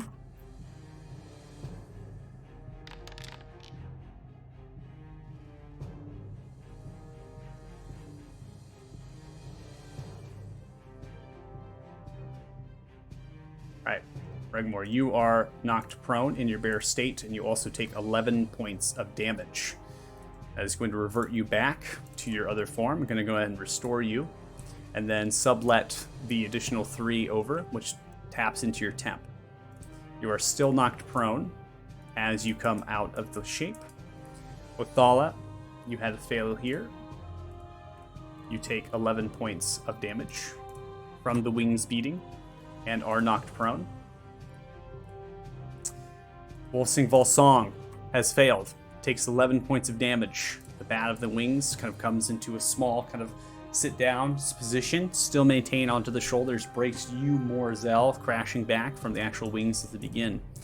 This dragon is smart, it does not take flight. It just is there to just bat its wings to try to knock you into the ground as best as possible, purely to really knock Thea off the back. So Thea, you are falling down at this stage as you're coming to. You also kind of take some damage from the actual brunt of the wings and getting hit into the scales and certain things, and you are in the free fall headed down to take fall damage. What do you do? Okay. He's gonna get my Featherfall. Okay. I think I should have. Actually, I forgot to take off a spell slot for before, but I haven't used any for spells besides that. And you should have your reaction back up. So yeah, we'll go ahead and tack on. I just cast it twice now, so You're good. Okay, and I'm still 15 feet in the air. Correct. You are now slowly, as the reaction was casted outwards by Zell. So with Featherfall, now you are slowly beginning to fall. I interpret fall as kind of a real-time thing. Remember, in the heat of combat, you're not going to instantly hit to the ground. So you're like in the mid-fall, and now you're slowly falling. You're kind of now gradually coming to. You're outside of the potential of hitting the creature, so your range is not there, as you're kind of below that point. But you are slow your descent, and you will reach the ground and take no fall damage. Still fire your bow. Yeah, I was gonna say, I was like, I don't know if I could do anything. Yeah, and you got your bow, so you can launch a couple arrows as you're slowly descending down. I'm being helped, so. Yep. Aim for the cloaca. It's his weak point. 16 is not going to hit. As it does, it kind of glances upon the scales and bounces off. Okay. That's all I can do. All right. Othala, it's your turn. All right. Belly down, looking up at the dragon, prone. I'll cast Misty Step onto his back. Ballsy. Okay. 30 feet. Dragon is huge. I'm gonna put you here. If you're gonna Misty Step.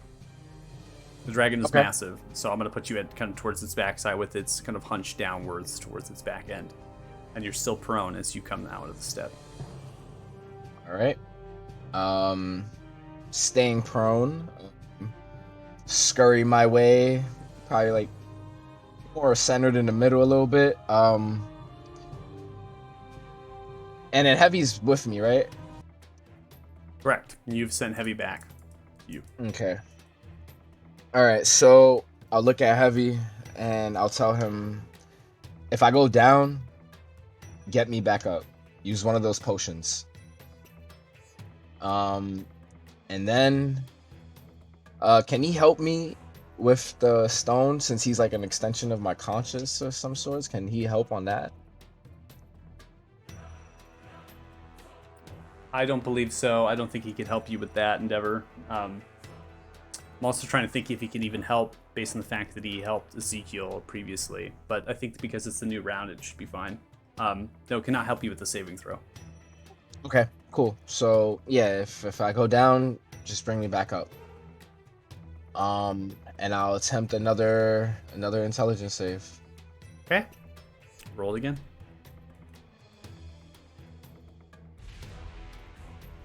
Oh, you still had the Misty Step thing up. That's fine.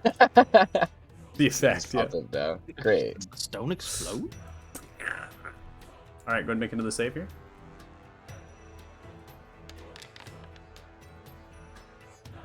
I'm gonna chrono shift this, and this is gonna be the last one.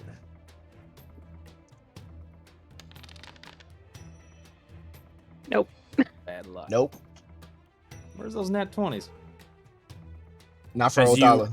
As you continue to press on, the barriers in your mind become weakened over time. As they do, the same blood begins to run, the damage dealt to you as you're kind of bracing and attempting to sublet the effect. You take 7 points of psychic damage as you begin to bleed slowly and profusely from the different orifices of your body. As the psychic energy is ringing out, paying you and tiring and fatiguing you, attempting to do what you're trying to do.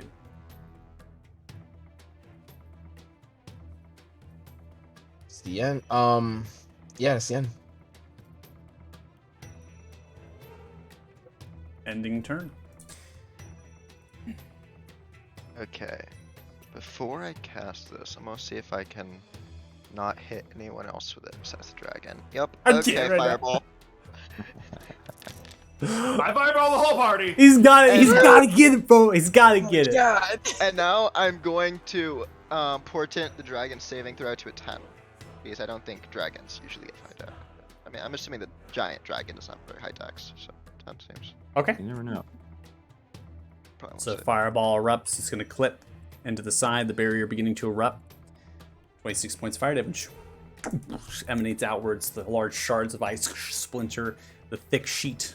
The fireball does not do much damage to the actual floor of the cavern. There's kind of a large little shake, but that's about it. Then I am going to play my little warning stone of fireball. Hell yeah. Uh, Do I have to say it? You don't have to say it unless you really want to. Nope, That's I've your, activated it. You have to say it. Yeah. that's your choice. You can say it if you like. When people are close by, fireball is a no. When enemies are afar, fireball is a go. I'm gonna end my turn with Snowy is still helping Thea. Okay. Ending your turn, before we come to you, Dirty Joe, one last legendary taken, this time a tail strike towards Wolfsing Volsong, who is prone. Advantage is going to be taken here as it comes swacking across. 20 is going to hit the giant, 13 points of bludgeoning damage dealt. All right, Dirty Joe, you're up. Well, I can't currently get up and heal Othala, so I'm just gonna keep on shooting. Right up the cloaca. Huh. 21 hits. All right, 10, 11. Okay. And another. Okay. Firing away. Oh, 14. that's great. It's not hit. All right, the first arrow hits in towards one of its left legs. Secondary trying to go for the next spot, but it kind of glances a little bit and veers off. Is there anything else I can do here that would be...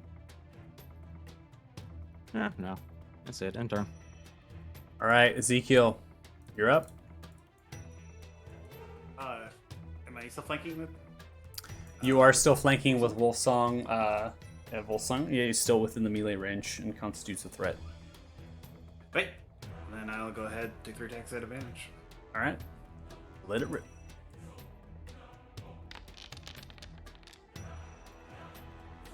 $19, first strike, hitting.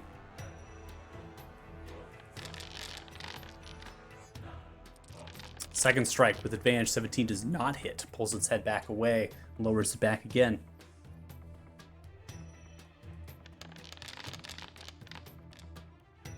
Third strike, 28 hits. Attacking on the Giant's Might.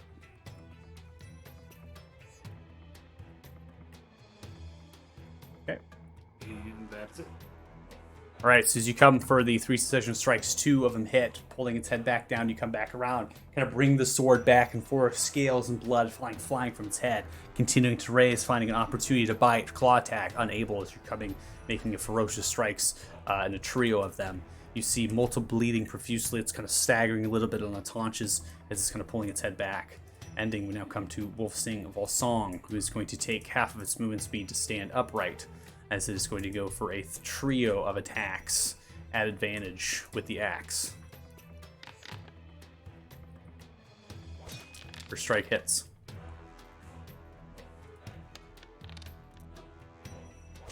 Second strike, nat 20. Yeah. Third strike hits. Is it dead? I mean, I hope so.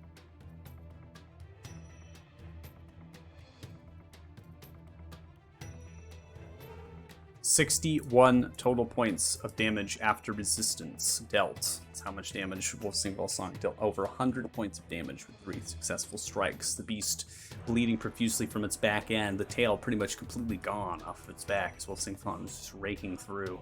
The dragon begins to roar, pleading, moving itself away, kind of fluttering. We now come to the dragon's turn.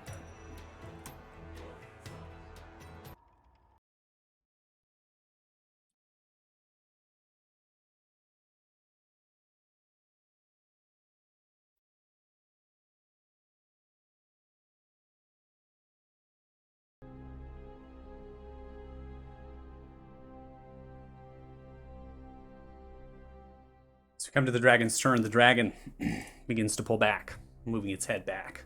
Master, cries out, yelling out, I am mortal. I have failed you. They are strong and I need your power. As he roars outwards to the caverns, begins to shake. Person teleports into space.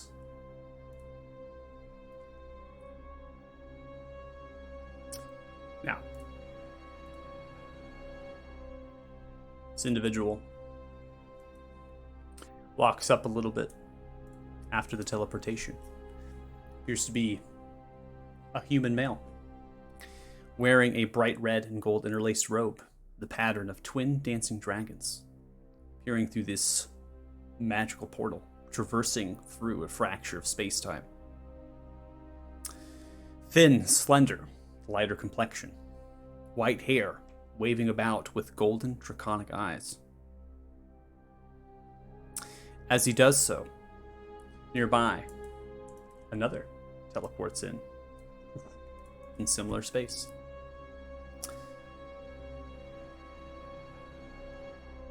Appears to be an old human male. Very weathered, faces, many different age spots. Short and thin. Great gray beard that comes down, very whitish as well. Wearing a bluish black robe, holding a small walking stick, almost like a staff. They look at each other, staring into their eyes.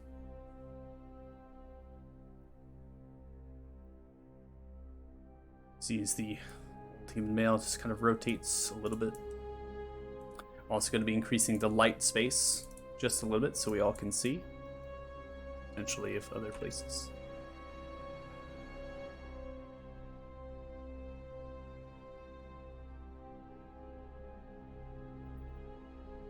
You, bright red and gold robed man's voice booms across the lair as he looks at the old man. Master, I... pathetically whimpers the dragon. Finish them, or I will. Do not fail me. As he looks towards Ithrin, as Ithrin totally rotates back around. What have you become? Interrupts the frail old man. Why are you doing this? You have read the prophecy. It is your... The old man is cut off. Speak of prophecy in my presence. You dare question me. They killed my mother over prophecy. They decimated the land for it. I do this to defy it. Immediately, a bright, thin green beam fires from the bright red and gold robed man's left hand towards the frail old man. Counterspell.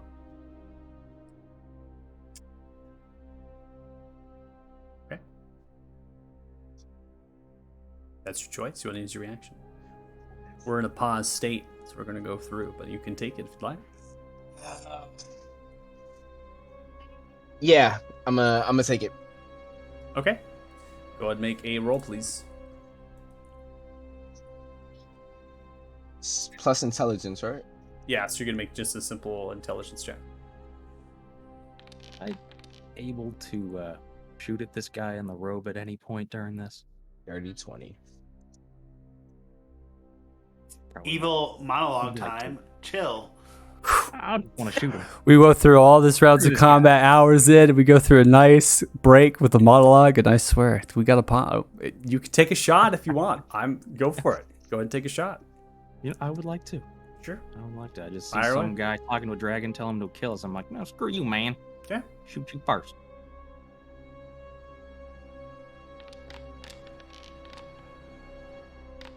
Okay, 22. So as you throw out the counter spell, you see the beam is somewhat channeled. The human outstretches a hand towards you. A plume of black smoke, as well as purple and pink cackling lightning, form in a draconic-like face as it braces the blow of the counter spell in wave-like fashion as emanates out into a hum. The eyes cackle with the same electricity as the arrow flies. You see it catch the arrow and begins to disintegrate it.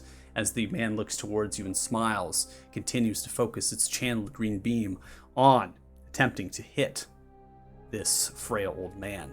Seemingly took no damage. Nothing was counterspelled as the same barrier, but this time it's different. It's not just erupting and blocking things, it's actually in control of this figure. This figure is sending it outwards and using it in a very voluntary-like manner as it's filling the space, channeling outwards and cackling of spheres. It's bouncing out of its flesh. It kind of pulls back as the beam goes forward. You see the frail old man with surprising quickness lifts the hands into the air, chanting an invocation in old ancient language. A thin shielded bubble extends around. You see the bright thin green beam hit the sphere and then disappear as it backtracks. The bright red and gold robed man continues the beam, forcing it forward further. Now is your time to die. Brilliant white light fires from the man's other hand, channeling two spells at the same time. It hits the frail old man's shield. As the shield disappears, the frail old man vanishes and reappears seconds later, a few feet away. The bright red and gold robed man stops his assault as the frail old man chants another invocation, this time waving his hand in symbolic-like fashion before finishing quickly, kneels down and slaps the lair's iced floor. The earth begins to shake within the lair with a large rumble. There is a crack that begins to form and trace towards the red and gold-robed man as this person begins to now levitate above the large entrenched crack as it begins to form. You play tricks.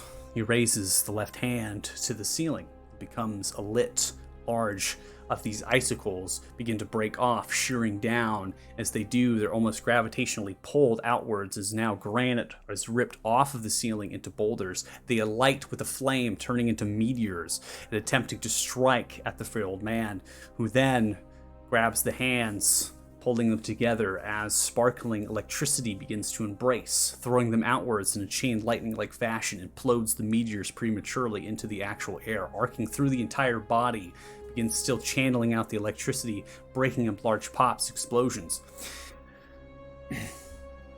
The immense speed, blinding in the light, you can't see anything. Large amounts of crackles and pops begin to form as the magical fight continues. they begin to happen at the backdrop of your fight. It's at this point that Ithrin roars once more and is going to continue its attack. As it does, it's going to make a trio of strikes towards Ezekiel, brought in by the Bane of Barithune.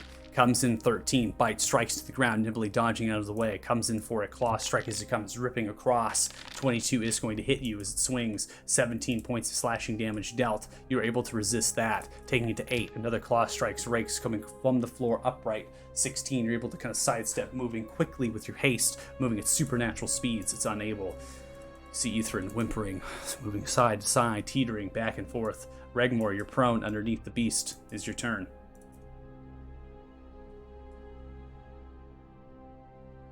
Kill shot. Reg's going to stand up.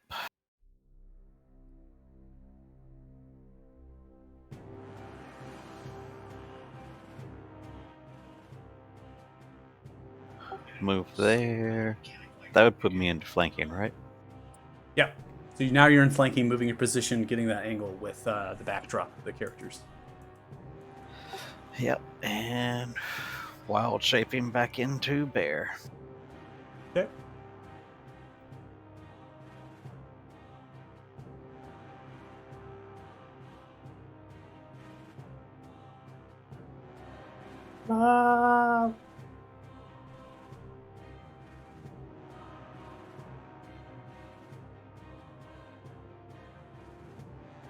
Okay. You go back. Once more. And uh-oh.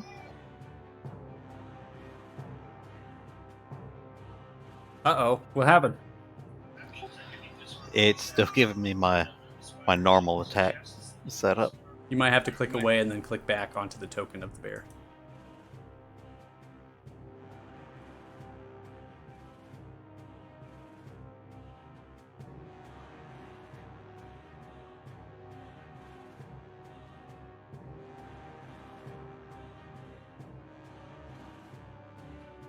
There it goes. Working now? Okay. Hold on Alt for advantage for the bite and the claw strike.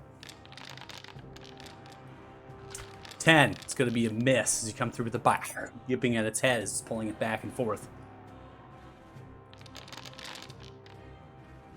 Coming to the claws, 18 is going to hit, dealing a total of 12 points of damage. It's at this point, Regmore, how do you want to do it? Go for the throat and choke it out. Go for the throat and choke it out. So as the head lowers down at a low area, you take the advantage, missing the bite, come in, kind of raking the claws into it as you begin to tunnel into its flesh, into its jugular-like region. Blood begins to plume it down as the beast kind of slowly teeters back and forth. You're kind of hanging on to your polar bear-like form as the beast kind of falls down to its side with a large thunk. Massive ice shards and icicles break off, so kind of clung to it deep entrenched with your paws. You're going to have to yank them out. And with a large roar, you kind of come in for another bite, ripping off a piece of its flesh. As at this point, we're going to go ahead and end combat. As we end combat, we're going to come back to this fight that has been happening. Again, this monologue in scope of time probably was happening as well throughout that last sequence there that we went through. The tension still there. Now the fighting has subsided as the dust begins to clear. They've stopped the fighting. This magical incantations have been there. The young human, the bright, golden robed, clutches at the chest, gasps for air. As he begins to breathe and wheeze slightly, closes the eyes, sweating from the brow. I have had enough of this. I will have my revenge, and your prophecy will not stop me. See him. Another portal begins to open a crack in space behind, begins to sidestep, stepping through as the fabric encloses and the figure is gone.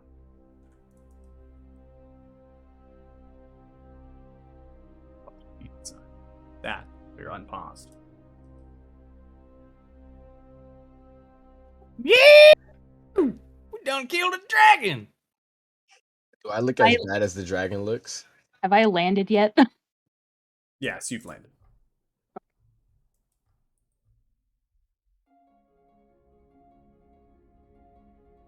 Vidal is gonna walk over to the old wizard, and he's gonna ask him, "Are you Magellan?"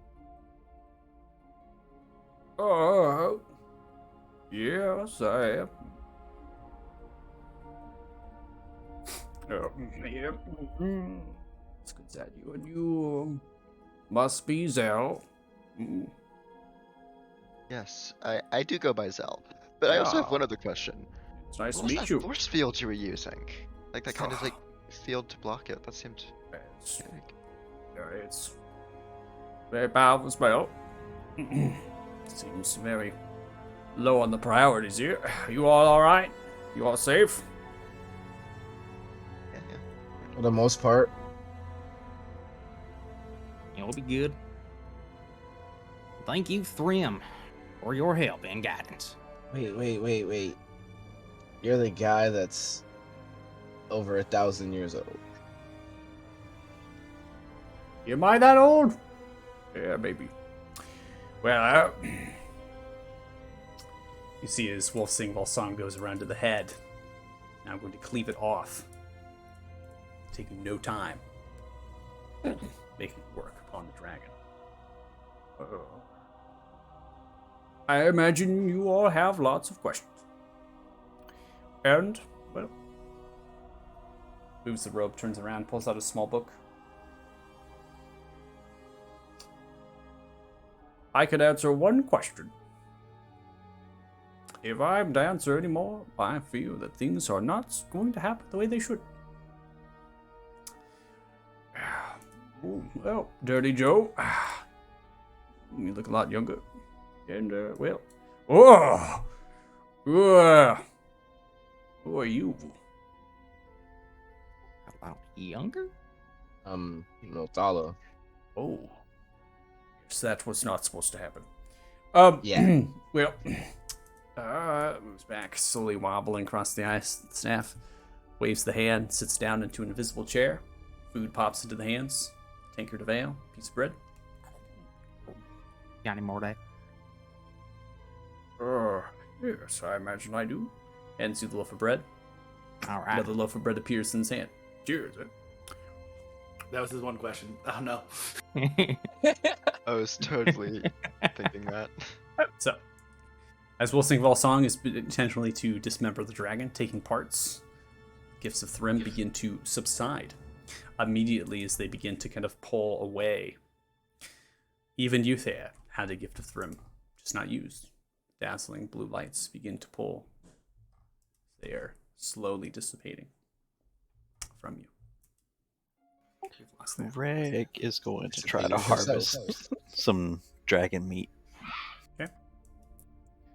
So, harvesting any sort of creature parts is going to be a survival check to do so. Will Sing Song is with you. Maybe we can show you the ropes as well, so you might not need to check. Just ask Will Sing Song if you want to. Unless you want to roll your own check, you can. I will be doing that as well later. Oh no! No, it's not good. I imagine you all need some time. I have time. Lots of time. I think. Pulls out the book again. Flips through some pages. Hides it. Turns around. I have some time. Not lots of time. So was that one question per person or just one total? One total. From all of you chosen ones. All right, kinda- I'm gonna defer to my fellows here because I don't have anything intelligent to ask. Why don't Yeah, you I all kinda- get yourselves sorted?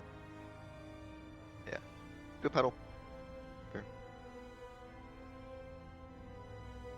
Sure, yeah. Could we just ask about the That's when we're all, prophecy?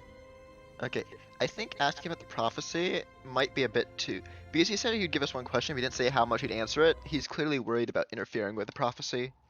So we need to ask him something with the idea that he could answer it, that he might answer it completely. Because he also could very well answer us, like, in a halfway, if it's a bit... if he feels that it's too much, like, gonna interfere. In any consolation, I can also, I'm working on a spell to see in a little bit into the future. If anything he tells us, we could probably fact check it, later on. I think at this point we have no choice but to trust him. I'm all for being paranoid, but kinda too deep, you know? Putting a hand on Zell's forehead. Are you feeling alright? Yes, don't this know. sounds decidedly mature. Well, he did just help fight a dragon. It's a very maturing moment right there. Maybe we should have asked, like, is there a better, more foolproof way to get through these magical barriers in the future? Because that was That's could a have been good better. question. Yeah. It's good. Another question I have is maybe we could. He seems to know everything. Maybe we could. I mean, not know everything, but he could see thousands of years into the future. Maybe we could ask him information on the location of valuable objects that might help us. Like we could just say, is there anything I within like? feel like we shouldn't ask him anything that we can't find on our own. Yeah. We seem to stumble into gold without even trying around here, so I know, I'll but give I'm you good on thinking that like front. legendary magic items that might be hidden away. But then again, yeah, that might be interfering too much, so I might decide not to. Yeah, He seems any other very ideas? entertained by our conversation. I vote if we want to put it to a vote. I vote for asking how to get to that barrier to make fights at that easier in the future, if possible. Well, I mean, do we have any better ideas? Like, why the hell are What we if we doing just all this ask stuff in him the first what place? will help? Tell us what will help us most at this time. I mean, the guy can see thousands of years into the future. He probably knows what would, or at least maybe not exactly what would be best, but like probably like top three best questions we could ask. He probably knows one of them, and he can answer it to the best of his knowledge in a way that would help us the most. Because again, he's the one answering. He can choose to be as vague as what he wants. If we ask you like One this, he'll. second. Thea, Not Thea, actually a you're good bad at asking idea. questions. Maybe we Should- should we ask him how exactly to use these stones? That's a good one. That's a great one. That's a possibility. I don't know. I I'm still want to actually figure kind of. out how to get in my stone. I seem to. It's my stone doesn't seem to like me. It doesn't let me let me go into it. Stone It likes might be beneficial in the future to know exactly how they work. I kind of like what Zell was throwing down there, though. If he kind of knows what's supposed to happen anyway, he would know what the most useful information we could possibly get that wouldn't screw with anything is. Yeah. Maybe how to work the stones isn't necessarily the most important thing. Yeah, maybe there's something we don't even know to ask. Like there could be some question that could come up later on in this, like maybe like a few days from now, a problem could come up that we don't even know about that he could know the answer to. That's what Or I'm he saying. lifts So, it But completely and tells us something here, useless. just for a second. You ask him, is there information that we desperately need that will help us in the future? The answer Yes. could just be yes. no, but like I'm You saying, don't pose it as tell question. no, we word it in a way that's kind of a question, kind of a statement, more around the lines of if there is information that you believe to be the most vital to us, tell it to us, kind of in that way. So it's a I don't feel question like that we kind need of to statement. optimize this question. I feel like let's pick a couple things that might be relevant that we want to know, and then make a decision as a group which one we want to go. To be fair, but Perhaps, since we have reached nearly the completion of the session, maybe that this would be something to discuss and think about at the beginning of next task. the As well. wizard can even break the fourth wall. Of course, he knows the answer. Just saying. If you are all kind of undecided at this point and continue to bounce ideas, which is great. I like to see it come to this conclusion. This is kind of a moment here to see what groups kind of come up with. I do suggest, and also because of the time, to take. Right, you do have potentially more time to think about the question you would like to ask. You do that out of character, so there is that opportunity. Or you all have I come I into a like that decision now. idea. Okay. I will say one Hmm. thing before we leave. I don't think he's going to try and scam us with like one of those half questions. Because if he really wanted to be like, you can answer one question and then like, try and scam us by being super, super vague. I mean, he might be a bit vague, but like he could have just gotten away with answering the question Dirty Joe said and being like, oh, I'm gone, goodbye. Like, Thea might be the most paranoid person here. She doesn't buy that for half a second. he's probably going to be as vague if he feels it's going to get in the way of our kind of quest. Like, it's too obvious. Like, we ask him, like, where do we need to go? What do we need to do? Like, we ask him some really, like, long 50-page question that takes, like, 10 minutes to answer. But I think that Well, he's not going to be so vague that we get nothing out of it. He's gonna give us as much as he can. As, well, I think. postponing that decision, can I try to harvest some dragon meat and or blood and or any valuable dragon giblets? Yeah, I mean, I would yeah, like to assist with that. Ragmore The is doing giblets, that, especially. so we can definitely I don't think we can I use definitely come to dragon that. So skin to make an outfit. we don't necessarily need to go through the role play of that per se. Creature harvesting and stuff. I can talk about dragon parts, so certain things can make certain things, right? So we can go to that. And then obviously the treasure hoard. It doesn't need to be something that we maybe role play through it in a way. So we can definitely get to that later and kind of wrap it up in the beginning of, or sorry, kind of wrap up in the beginning of next session. That way we can kind of go through things there. Would be my advice. So that way, because that way we're not chasing and then being unfulfilled because people are kind of playing what they're attempting to do, and it gives you a little bit of time to think about too, like some of the things. So Yeah, I think we should wait so we can think of a better idea. okay, Cool so beans. calculate some experience for the session real quick. So I want to.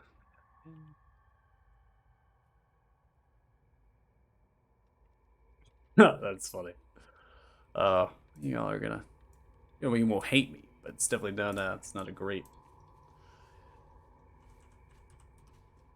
The wizard in me kind of wants that. I mean, this is kind of like a. Are we done? Like, are kind of end We're of still session? streaming. Yeah, we're still streaming. So 2,275 experience each, but you have 22,630 experience total. So you're probably gonna hate me because you're really close to the next So level. close. So sorry. Come on. Get your Hey, balance you're at gonna this point. get it. Don't worry, you'll get it. You'll get it. All right, just not. Stab a goblin outside real quick. Yeah, How stab much it. total? You should be at 22,638. So, Great parents that will sing. We need to fight Wilson.